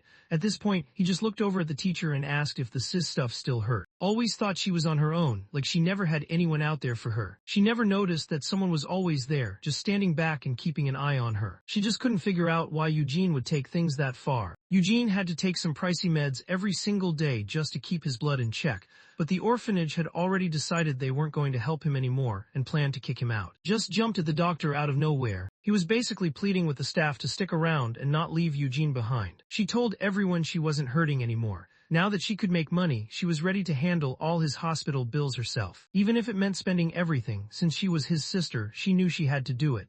For the first time, she actually felt like she had something worth sticking around for. Eugene didn't really look like her, but honestly, who cared? She made up her mind she had to look out for her little brother, no matter what. Peter could tell he'd gotten way too involved this time. He headed out, leaving to get back to her training. Out of nowhere, looked at him and said he was the toughest guy she'd ever known. He just wanted someone to help him level up. By chance, Peter was thinking the exact same thing. Wasn't exactly built for this, she didn't have much muscle, got tired way too fast, and honestly her nerves weren't made of steel. Plus, her temper could go off at any moment, not the best setup for someone trying to be an assassin. Peter could tell she had that serious killer instinct in her eyes, the kind you just don't mess with. He was there right from the start at restaurant. He was about to face off against the brothers. She saw the whole fight go down between Peter and Park Sang. She kept her eyes glued to the battlefield, locked in and soaking up every move and detail like she didn't want to miss a thing. People always say pro baseball players can track the path of a flying ball when they're hitting home runs. But Peter could tell right away his eyes were on another level. No matter what, she had this one weapon that could flip all her weak spots into straight-up power. Peter let her know that if she could handle this on her own, she wouldn't even need someone to teach her for real. This thing right here could honestly make anyone feel like a legit assassin. Stared at what she was holding, not really getting what it was supposed to be. A while later, the brothers were totally hyped, catching the scent of cash in the air. Since they were official killers, they pocketed $1,000,000 every week. That got them thinking if they leveled up to apostles, would their pay jump to 10 million? Peter understood that stuff like that didn't matter to apostles. If an apostle wanted something, they'd just take it, no questions asked. Peter looked around and realized he hadn't seen in a minute. The brothers just shrugged and figured she was off working another part-time gig, not really worried about it. She was most likely scrubbing down a spot where something bad went down, wiping away everything the killers left. Blood, guts, all the nasty stuff, none of it got to her at all. The brothers couldn't really get why, but even when she just chilled, a D-class killer still pulled in a mill every week. Nobody really understood why she pushed herself so much. Peter thought there's no way someone blows that kind of cash by themselves. He figured his brother definitely had something else going on. The brothers suddenly got a message from. She told them to grab her scarf, which threw them off. It was spring, so nobody really understood why she needed it. It was freezing inside the ice factory, like minus 20 degrees cold. The brothers just lost it, wondering what they were even doing there. Meanwhile, kept her cool and told them it was all part of the training. They couldn't help but wonder what was up with this bare-handed ice-breaking drill. Hesitated for a second, then finally let them see what she had in her hands. She recognized it right away. It was the rope dart Peter handed her before. The rope dart's an old-school martial arts weapon, basically a long cord that can be swung around the body. The faster it goes, the harder it hits, and since it spins through the air when thrown, it really packs a punch. The best thing about it, no one ever knows when or where it's gonna hit. The brothers couldn't hold it together and just started laughing. They saw the so-called secret weapon and thought it was a joke. Honestly, they figured a gun would get the job done way better. Honestly, even they had to give it up. Seeing it smash right through that thick ice in one shot was actually wild. They just weren't getting it. Using a gun is way faster. Pull the trigger and it's over. No training needed. He couldn't figure out why anyone would bother learning this stuff. Peter told that if someone wanted to take out 5 people with a gun, they'd need 5 bullets, 1 for each target. He pulled it off, but this time he used a rope dart. With enough practice, he could line up the shot and take out all 5 at once. The brothers couldn't believe their eyes. She just broke the entire ice block with one swing. They huddled up and started scrolling on their phones, trying to find out what rope darts were going for online. As the sun started going down, Park Bing, the guy who ran the ice factory and sat at D-class rank 113, looked over at to see if she was done with her training. He'd watched a ton of people try at this spot before, but nobody ever smashed all the blocks like she just did. Realized out of nowhere that she totally forgot to pay for training, but Park Bing just brushed it off like it was no big deal. 3 hours back, his buddy showed up, covered all the bills for him, and even dropped $1 million before bouncing. He left this behind too. He had this ointment that was supposed to stop scars if you used it before anything showed up. A few minutes later, walked out of the ice factory. She really wanted to thank on the spot, but her mind just went blank. She clenched her jaw and dialed his number. When he picked up, she meant to thank him, but instead, she just blurted out something random about the school lunch menu. Right after, she kind of wanted to just hang up because it was so awkward. Right before the call cut out, Peter told he was proud she finally got her real weapon. The brothers were off to the side, still grinding with the rope dart. No matter how many times they tried, they just couldn't get it to curve the way it did, and it was starting to get on their nerves. Peter totally got it, was always on the lookout for her own weapon, something that made her stand out and gave her real power. She'd already had that power in her hands for a while, like she'd been ready all along. Meanwhile, inside a locked-up room, a guy was losing it, shouting at the top of his lungs. That was Park Sang, ready for whatever was coming his way. B-class and C-class killers could roll up by the truckload, but to him, they were just background noise. He wasn't sweating it at all. Nobody in that crowd was about to touch him. Suddenly, a chill ran through the room as someone spoke up, making it clear things weren't about to get any easier. B-class isn't cutting it. C-class can't keep up either. If someone wants to take down an A-class guy like Park Sang-do, maybe only an apostle could actually do it. A doctor wearing a white lab coat started walking over to the half-naked Park, where something was about to go down. Park Sang just stopped in his tracks. The cookery knife dropped out of his grip and hit the floor with a loud clang. The doctor grabbed the cookery, staying cool as ever. He knew the guy was into gambling, so he basically set up a bet like he was inviting him to play right there. This time there's a killer who almost reached S-class level, going up against a real apostle, who's taking the win. Park Sang's eyes went wide with fear, and right there he could see Daniel, the apostle, showing up in his reflection. At the hospital, a young girl started tearing up and wouldn't let anyone give her the shot. The brothers let out a breath. To them, she just seemed super delicate, not even close to grown up yet. A second later, they started shaking too. Someone mumbled about needing full anesthesia and just stood nearby, thinking these guys were clueless. Every new killer had to go through this required medical checkup. He did his thing at the New Glory Hospital, which was now being run by Glory. He kept thinking about the blood test, and honestly, that's what stressed him out the most. It was pretty clear why. They kept everyone under control with that leash. No matter how much someone changed or even if they got younger, their DNA and fingerprints always stayed the same. Nobody escapes the organization. If someone bails, they'll track that person down no matter what. At some point, Glory is going to realize that the DNA they kept from old Peter is a perfect match with the DNA they pulled from young Peter today. He realized everyone was about to find out who he really was. That night, Peter let know he wasn't about to just sit around and give up. He'd already come up with a plan to get out of Glory's reach for good. He ended up blowing up the hospital. G1 totally lost it. He stared at the old guy, just hoping he'd finally say something that didn't sound wild. He got his youth back once, but that doesn't mean he can just run wild. Honestly, does he even realize what kind of place that is? Peter already knew what was up. The New Glory General Hospital popped up in, and for Glory, this place was a big deal. From the outside, though, it just looked like any regular hospital. Under the surface, this place covered up assassinations by making them look like medical mistakes, patched up hurt killers, and took care of bodies so nobody ever found out. It was a hospital made just for assassins. He figured the hospital probably kept his DNA on file somewhere in their system. He realized he had to blow up the center. There was no way around it. Was tense and mad at the same time, just letting it happen, almost like he'd given up. But then he brought up the New Glory Hospital, hinting that the real problem was who was on guard there now. Everyone knows Apostle Daniel. He's on another level, almost like he's not even human. People called him Daniel. He actually worked as a doctor. Back in the day, everyone thought he was a legend, a genius with some serious skills in medicine.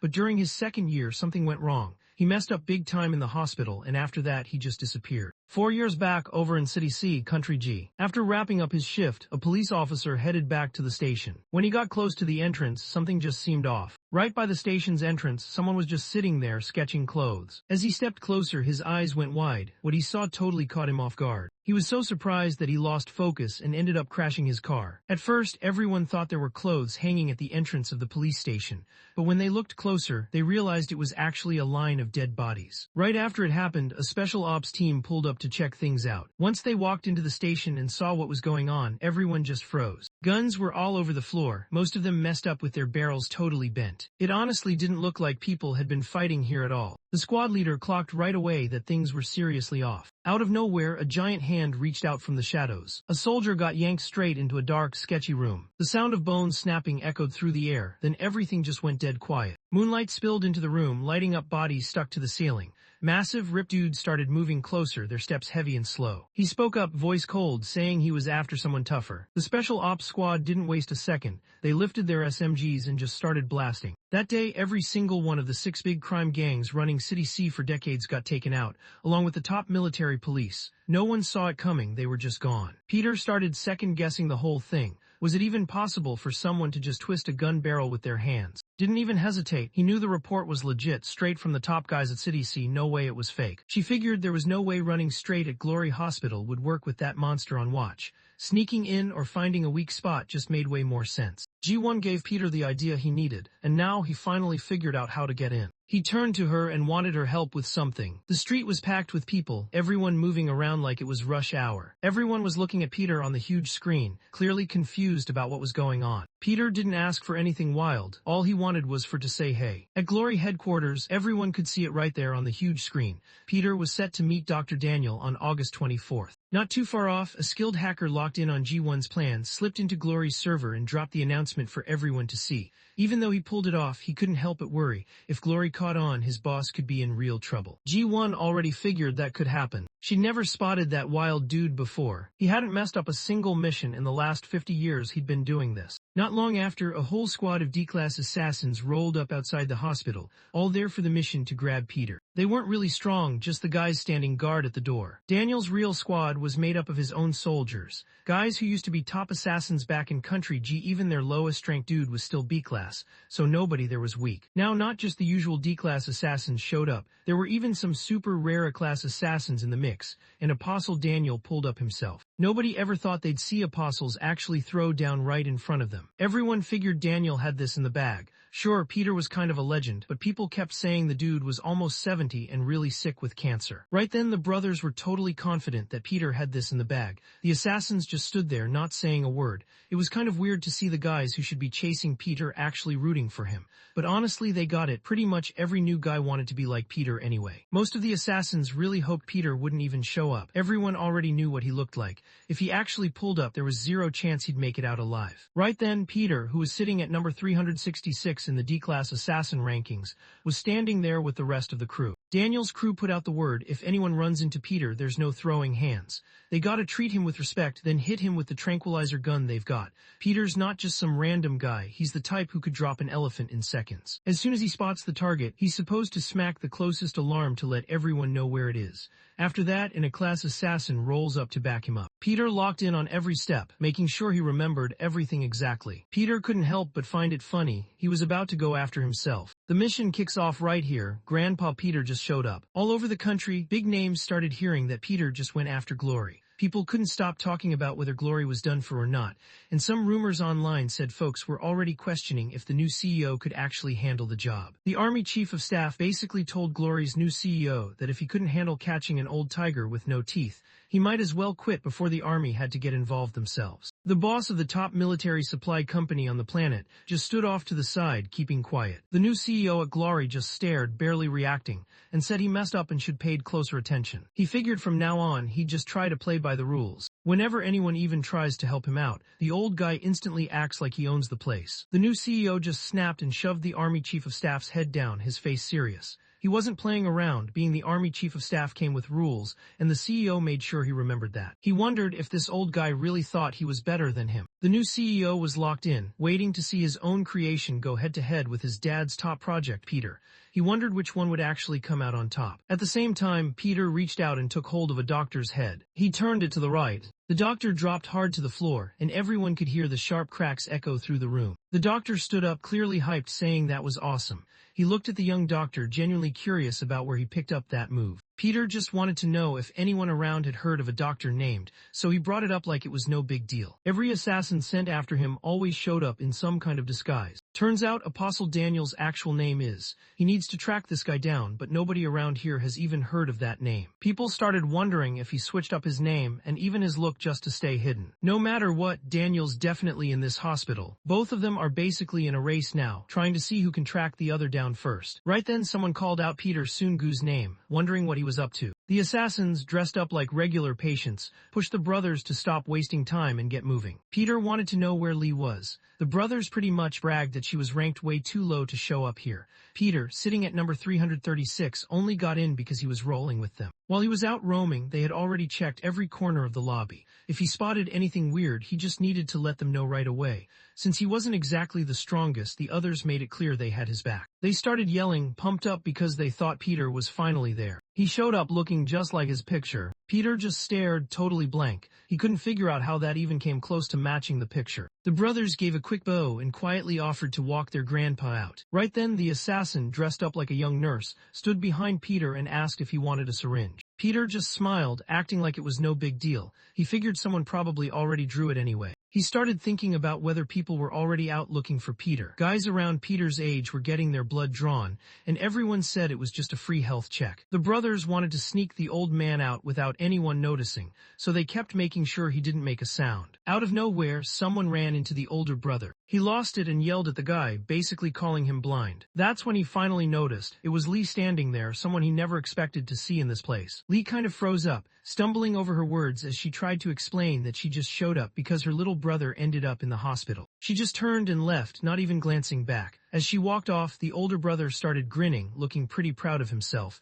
He was thinking she probably dipped because she couldn't handle someone ranked 333. Peter couldn't figure out what brought Lee here in the first place. His voice came through the earpiece, letting him know straight up that he shouldn't be thinking about the juniors right now. She wanted to know if he had any updates about finding Daniel, but he was still coming up empty. Peter knew he was looking for Daniel, and Daniel was out there trying to find him too. He had to find Daniel, but there was no way he could just reveal he was right now. Right then, Daniel's own guys gave that look. Mess up again, fall off your game, and you're done for. Peter kept it chill and just let them know he was heading out without making a scene. He started thinking he finally cracked it. Since the fishermen kept hiding, they'd have to take the risk and go for the bait themselves. Now it was time to put that plan into action. He gave one a heads up, it was time to get moving. One just laughed it off, thinking their team could use a little warm-up before things got real. Peter took a deep breath, got himself ready, and walked into the operating room. Black Bro, a B-class assassin, eyed the guy hard, not trusting him at all and trying to figure out who he was dealing with. Peter let everyone know he was Sungu, the D-class assassin who got picked to be today's lead surgeon. Black Bro sent him off to find Peter, but Peter just straight up let him know he wasn't the one he was after. He kept his cool and wanted to know where Apostle Daniel was at that moment. Black Bro's face tightened up. He couldn't figure out why some random D-class dude would drop his name like that. Peter just kept it cool though, not really expecting any reply. Even so, when an assassin brings up somebody, it always gets your attention. He's got one thing on his mind, taking the guy out. Black Bro flashed a big grin, totally hyped. This was just what he needed. Things were starting to drag, and he was ready for some action. A few seconds later, another assassin darted through the hallway, searching for the professor. He wanted him to check out whatever he had in his hands. They were up on the 3rd floor, over in the east wing, right inside the orthopedic surgery room. Daniel couldn't help it, he just started cracking up. He started keeping track of the time in his head. This was second one. At the 3rd second, 7 seconds in, 8 seconds in, 10 seconds in. Daniel couldn't help but grin, he thought it was awesome. He took out a B-class assassin in only 10 seconds. Daniel swiped his fingers on the screen, closing in on the picture. He let out a quiet curse under his breath, annoyed. Peter couldn't believe it, dude actually showed up. Daniel wanted to know what was up with Peter, so he turned to his guy and tried to find out where Peter went after everything happened. The subordinate was sweating bullets, trying to explain that every single security video in the hospital was getting wiped right then and there. Their tech just wasn't cutting it, they couldn't do anything to stop it. He pleaded with the professor, hoping he'd let them go and not hurt anyone. Daniel kept his cool, noticing that Mr. Park Sang looked pretty hyped too. He could barely sit still waiting for Peter to show up. Carter, Sawyer, and Robert were all hanging around, totally locked in and amped up, waiting for what was coming next. Daniel was curious if Peter would actually vibe with the VIP seat he set up just for him. He was itching to get back at Senior Peter and couldn't wait to take him down a notch. G1 figured Daniel was totally locked in now. Before that, she even had the hacker nail every detail about old Peter's face, right down to his wrinkles and expressions. Daniel was probably freaking out. Even after getting a bunch of guys together, he still got totally. Peter decided to make the first move this time and put something out there to see what would happen. Now the hunter was posted up, ready to catch his target off guard. While all that was going down, Lee just chilled on the rooftop, snacking on some bread. She had no clue why Daniel, the top-tier apostle, wanted her to pull up. She started stressing, wondering if someone had already found out what happened with the crew. She started thinking her friends could get dragged into this mess if things kept going like this. Right now, running into was the last thing she needed. Right then, someone called out from behind Lee. Peter sounded confused, trying to figure out why Lee couldn't hang out with him. He put his hand on her shoulder and kept her from moving forward,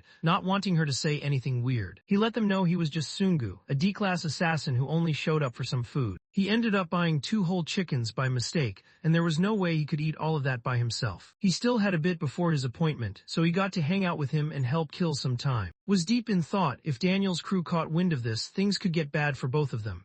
She knew she had to turn it down no matter what. She stood there serious, making it clear she wasn't about to sit and eat with him. Peter let out a deep sigh, pretty much out of options, and pointed out she should probably drop the fried chicken box before making a big statement like that. Lee quietly mentioned she'd bounce after one more piece, but before anyone noticed, she'd already stacked up a little pile of bones next to her. Once Lee finished his chicken, he looked over and got real serious, wanting to know what was holding everyone up. He wanted to know why she actually showed up at New Glory Hospital. She kept going, knowing it was tough for him to trust her. Back when they first met, she'd been hanging out with the crowd. Sungu definitely has some kind of tie with Grandpa Peter. Even though there's no way to help him track Grandpa Peter down, there's at least something he deserves to know for sure. He realized Sungu's grandpa had jumped in and taken a bullet for him. That probably meant the old man was already gone. Peter jumped in before Lee could finish, letting her know he was actually there to find someone. He really didn't want to get her involved in any of this. She was just a D-class assassin, never supposed to be part of something like this hunt.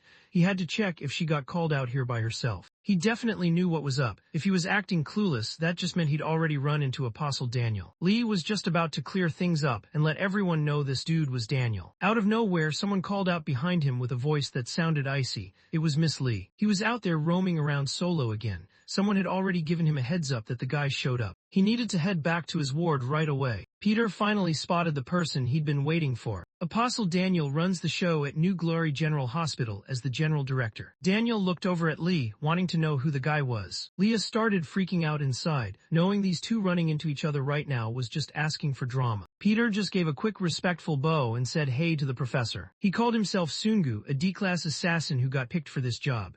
For him, just running into an apostle like this felt unreal, almost like a bucket list moment. He was dead set on taking down Peter himself, so Daniel could just chill and not stress about it. The whole time they talked, he kept this confident grin on his face. Daniel just stood there, eyes locked on him, looking ice cold and not saying a word. He told Miss Lee to head over to his room and said he'd have someone walk her back once they were done talking. Daniel said what he needed to, then just walked out. Peter realized Apostle Daniel definitely wasn't just some regular guy. His hand was already starting to lose feeling after that handshake from earlier. Daniel told his guy to grab the resume from when they first caught Park. The subordinate handed it over, keeping it respectful. As soon as Daniel grabbed the file, it just slipped right out of his hand. The subordinate freaked out and quickly said sorry to the professor. Daniel could tell his own hand was slipping, no doubt about it. Ever since he shook hands with that D-class assassin earlier, things just haven't felt the same. His hand was starting to give out on him too. Daniel started thinking about keeping around. He had this gut feeling the guy could end up being really impressive. Not long after, Peter got an invite from Daniel's crew. Peter was on the phone with G1, pointing out how weird it was. Daniel knew Peter had checked into the hospital, but somehow Daniel still couldn't track him down. G1 lost it. He couldn't believe what the old guy was doing. This wasn't funny at all. If the old man messed up and got caught, they'd all be done for. Peter just ended the call totally chill. He still had no clue what the escort unit even was. He got up, figuring things would make sense once he checked it out himself. The doctor pointed out that for someone with a D-class rank, he was moving up quick, Most of the time, the professor never even picks D-class guys to be on escort duty, so this was rare. The doctor passed Peter a key card that let him get into any part of the hospital. He got told to keep 3 rules in mind whenever he was helping that guy out. First, he needed to stay quiet unless the professor talked to him first. Second, he couldn't ask about anything the professor did, no matter how weird it seemed. There's one more thing, no matter what, he can't turn down a favor from that person. Peter had no clue what the doctor meant by favor, and the guy honestly looked pretty stressed out. The doctor just wanted to move fast, saying they needed to get going because the professor wasn't the type to sit around and wait. The doctor let the professor know he'd brought Mr. just like he was told to. Daniel just nodded, totally chill, glad he wasn't running behind. The consultation was about to start. Peter knew this was going to be rough. Daniel had his own squad called the C-Type Undertakers. Every single one of them was just as tough as any D-class assassin. These guys were all outsiders, always carrying this dangerous vibe like they'd seen way too much. They weren't about honor or loyalty, they were just here for the job. They were totally locked in on their king, like their whole world just revolved around Daniel. The whole hospital was on Daniel's command now. Every entrance was blocked off, and it was getting harder for anyone to slip through. All the blood samples from people around Peter's age were done, and now they just had to wait about 2 days for the results to come in. Didn't matter how good Peter was at hiding, DNA always gave him away. The assassin doctors knew he was stuck, basically cornered. They just had to wait him out, and sooner or later he was theirs. Peter caught every single part of their plan, hearing it all loud and clear. He knew Daniel wasn't the type to get tricked that easy. Daniel sat across from the patient and calmly checked up on how things were going. He set up the surgery plan just like he always did, nothing out of the ordinary. Peter was confused. If Daniel picked him to tag along, he definitely had a reason. But then, why bother with this random meeting that didn't seem to matter? Out of nowhere, Daniel wanted to know if he was let down by being an escort with nothing going on. He started thinking maybe it was because he just didn't act like someone important, like an apostle should. He signaled for Peter to come with him, hinting that he had something cool to show. Nobody could find this place on any map or blueprint. It was like it just straight up didn't exist anywhere official. Peter honestly couldn't tell what floor they'd landed on, and he had zero clue what was waiting at the end of those stairs. His mind started spinning, trying to figure out what Daniel was about to reveal. It didn't take long before he got it. Daniel had done stuff that would seriously tick off both gods and people. He acted like he was proud, thinking this was the moment his dreams actually meant something. Daniel wanted to know if Peter was into biology at all. When he found out Peter already knew the basics, Daniel smiled, kind of relieved, since that would make talking about stuff way smoother. He brought up basically saying life just changed over time because of random stuff, not because anything was better than anything else. But Daniel just stared, not even blinking, and dropped that line about being off. He's the one calling the shots on evolution, not some god, not the wild, not random luck, it's all on him. He thought helping out weak or sick people was a waste of time. In his mind, the only thing that mattered was getting rid of anything holding people back, keeping the strong around and building up real power.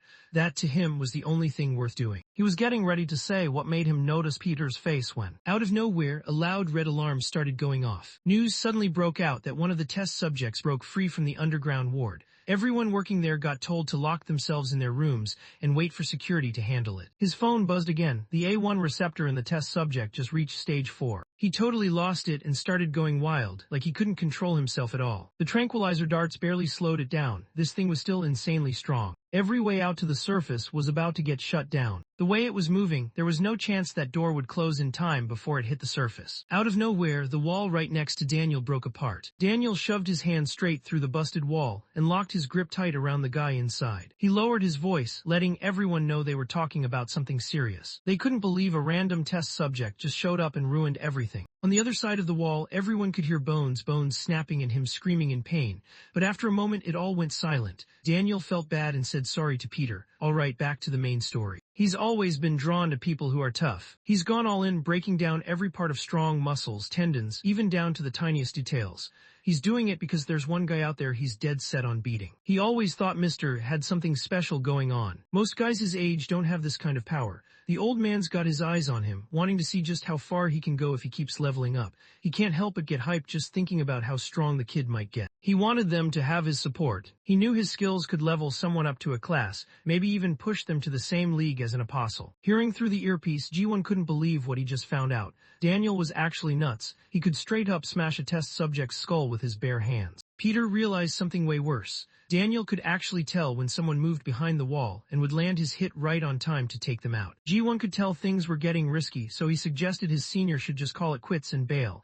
But his senior wasn't the type to walk away, not even close. He wanted to know what was going on too. He started thinking hard about where all that power actually came from. G1 let out a tired sigh, trying to argue with an old dude like that was pointless. He thought about how his blood had been tested alongside the Elder S, realizing it was only a matter of time before someone figured out who he really was. Peter told them he already had something figured out. He planned to switch out the test results. 2 days had gone by, so the report was probably sitting in Daniel's room by now. He was ready to sneak in using the escort's master key card. G1 lost it for a second, thinking this was straight up wild. He started stressing about what would happen if anyone found out, but deep down, he knew it wasn't actually going to happen. He wasn't in any rush, there was still a ton of time. It was only 2:53 in the morning. He kept track of exactly how long Daniel usually spent in each consultation. That meant he had a solid 4 minutes and 30 seconds to work with. He just needed to swap the results during that time, and things would work out. Daniel's checkup went just like usual, nothing out of the ordinary. He just kept moving, sticking to his usual routine like always. He wanted to know if his guy had finished checking the Elder's blood results yet.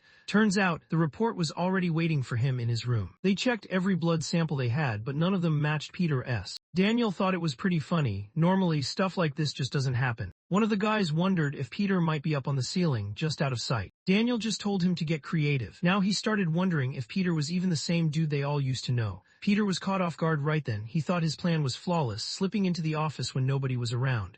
But Daniel came back earlier than expected. Daniel stared him down, barely hiding how annoyed he was. He wanted to know what some random D-class killer was doing in a room that clearly wasn't his. He wanted answers from Peter, wanting to know what brought him here. Peter could tell Daniel had been running the same routine with his consultations for the last couple days.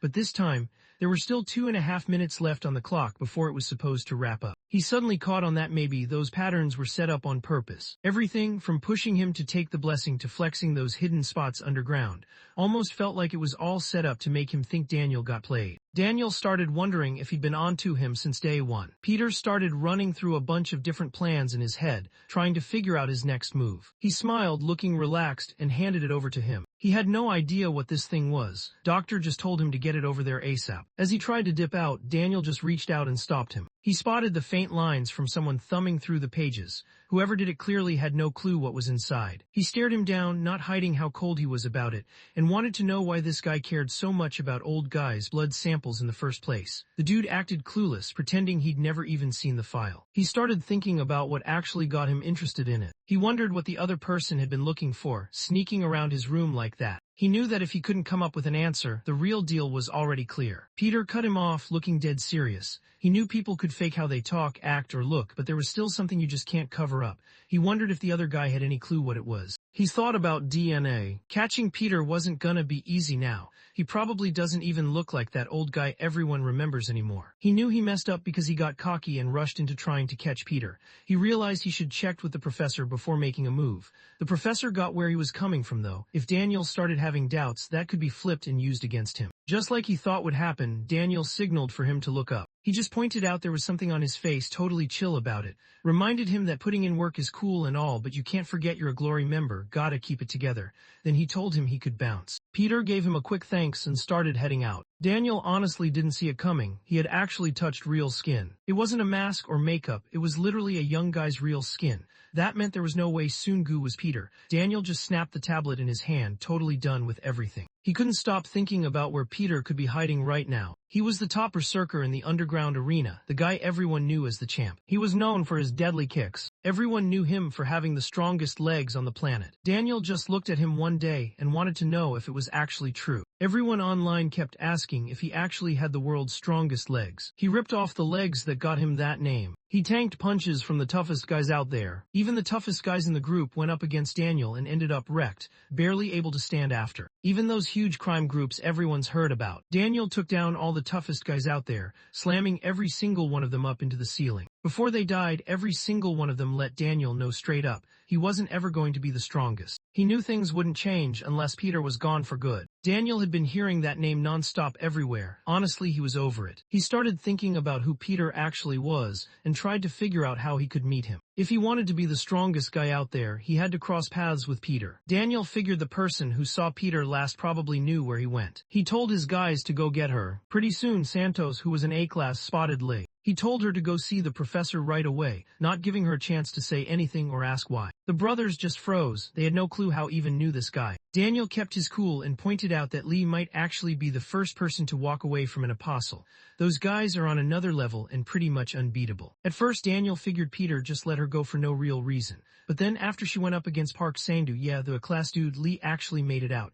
She didn't have any crazy skills either. All she really knew was how to handle a knife, nothing wild. Wondered how a D-class assassin like that guy was still around. He didn't have any proof, so all she had to do was act clueless and play it cool. Daniel suddenly leaned in closer, curious if something wild just happened to Miss Lee. The apostles, and that includes him, had this theory they were all thinking about. Peter was always working in the background, making sure you got from the 8-man base all the way to Park's room without any issues. He ended up making a deal with him to settle things. She came from an orphanage, having pretty much nothing but herself. Peter had to wonder, what could she really bring to the table? He started wondering if his friend had switched sides and was now playing both teams. Daniel stopped her right there. He told her it was all good and said he understood she didn't really have another option. He knew there was no way he could just leave his little brother behind. Everyone knew that Eugene had been dealing with hemophilia for a long time. The last 3 years really messed him up with all those complications. He's still so young, honestly it's just sad to see. He knew he could step in and help the guy. At Glory Hospital, they've got this one serum that costs $4.5 billion,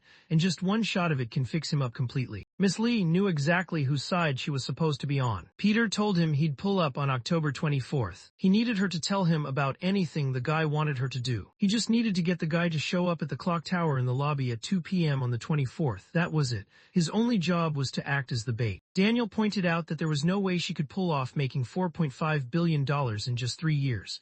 If she really wanted to save her brother, she had to help Daniel track down Peter. It was the only move that made sense for both of them. He told her he'd use the prescription to pick out her room, but had no clue what he was talking about. Everything was fine until suddenly this sharp pain hit her wrist. Daniel had just straight up crushed her wrist bone. He just stood there in my hospital room, looking straight at me, completely unfazed. Everyone gets sick sooner or later. Nobody just stays healthy forever. If you say no, someone else is about to get this prescription, and it's definitely not who you expect. He planned to catch up at the next appointment, hoping things would turn out alright by then. Lee got assigned to room 604. She realized that if Daniel ever found out was backing her up, it'd be game over for her brother, and if she pulled it off, Eugene would make it. She had no clue what move to make next. Someone yelled from outside, waiting for an answer. Peter grinned, ready to give the shot. Couldn't believe it when she saw Peter show up out of nowhere. She was totally thrown off. Peter just walked in like it was no big deal, saying he was there because the national singing contest was on TV right then. Lost it for a second, thinking this had to be some kind of prank. Peter couldn't figure out why he kept getting pushed away.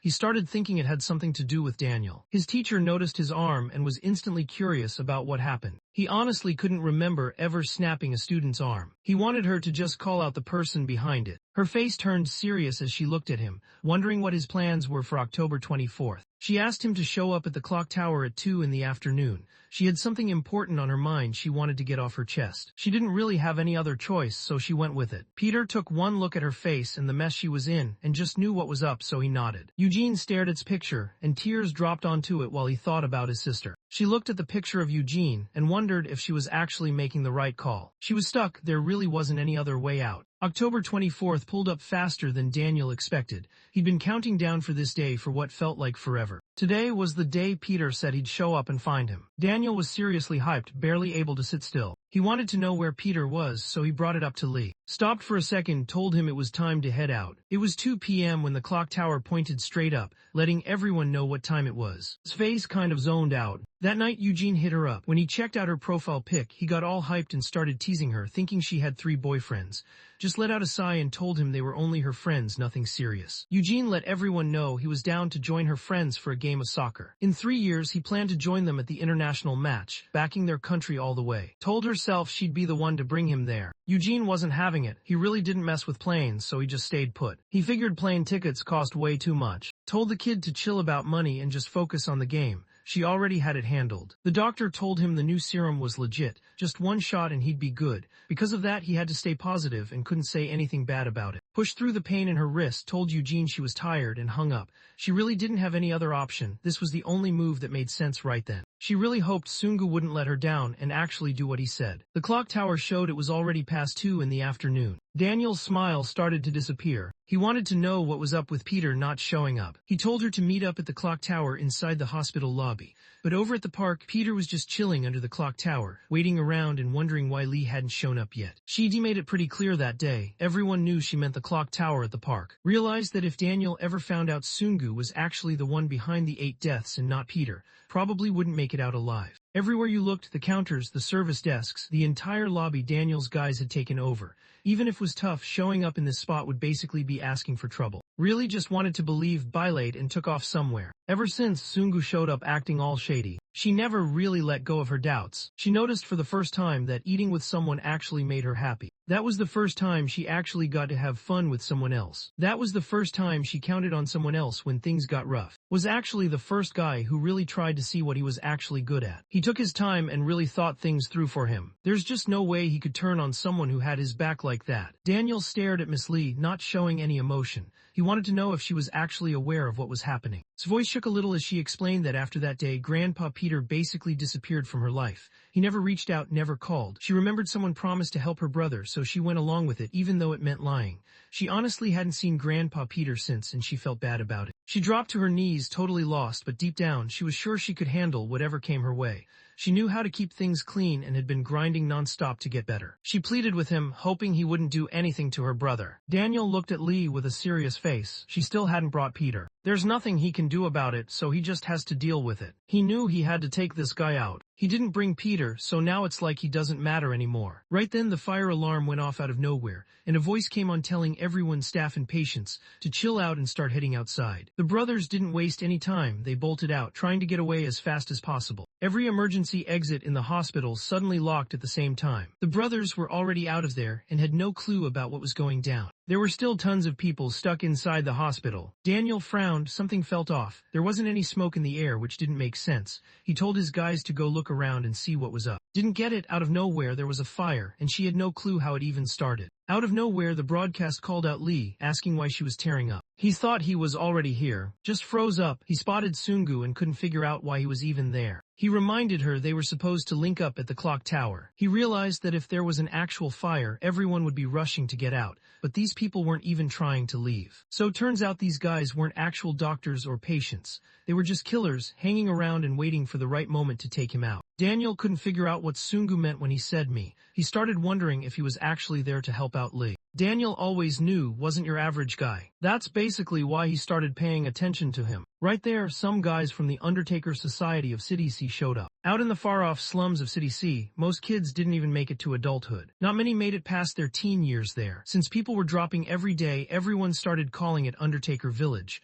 Only the toughest lasted. If you weren't built for it, you didn't make it. Stuff like kidnapping, drugs, and shady deals. The Undertaker Society runs all the shady businesses, and now basically runs the whole scene in Country G. They're locked in as the top crew. No one really comes close. Today, the top 100 survivors showed up, ready to prove themselves. Daniel wanted to know if he was really ready to go up against 100 people. Mr. could tell that someone actually noticed what he could do. He realized he was basically a tiger cub. With the right guidance, he could level up and become the top predator out there. Right now, nothing comes close to a real beast. The games were over. This was serious now. If Sungu wanted to level up, he'd have to fall in line, but just shrugged it off, not even bothering to say a word. Daniel got it right away. 2 B-class killers from the Undertaker Society dropped down, acting all cocky like they already had the upper hand. The dude was just a D-class tiger cub. Just like that, both of those cocky B-class killers were gone. Everyone there just froze, caught off guard by what they saw. Daniel was caught off guard when Sungu took them out without even looking up. He went for it and landed a clean hit that could have ended it right there. Sungu looked over at Daniel, wondering if Daniel still saw him as just a rookie. Lately, I've had a strong addiction to watching manhwa and manga recap videos. Every single day, I find myself binging one after another, losing hours and days doing absolutely nothing productive. And honestly, it's getting out of hand. So, maybe we can make these viral videos too. I mean, look at the views, the growth, the community these creators are building. It looks simple, right? But that's a trap. You go down this endless rabbit hole, spending money, losing sleep, hiring editors and writers from Fiverr and Upwork, and still feel like you've been robbed. Because don't forget how emotional the YouTube algorithm can be with making videos go viral. It's unpredictable, especially when the market's saturated, competition's relentless, and somehow other creators are dropping 10-hour videos daily while you're stuck trying to finish one. That's when I realized something had to change. So, I built the solution, the Webtoon Narrative Suite, a complete one-click system that handles everything from cropping, script narration, text-to-speech, image processing, and full video generation in one smooth process. Save money, reduce hours of work, and have a tool that only gives you straight results. Click on the link down below and experience it for yourself. And if you want even more tools to supercharge your YouTube recap journey, visit my Ko-Fi and Patreon pages where I drop weekly new tools designed to keep you ahead as AI continues to steal our jobs. So tap in now before you get left behind.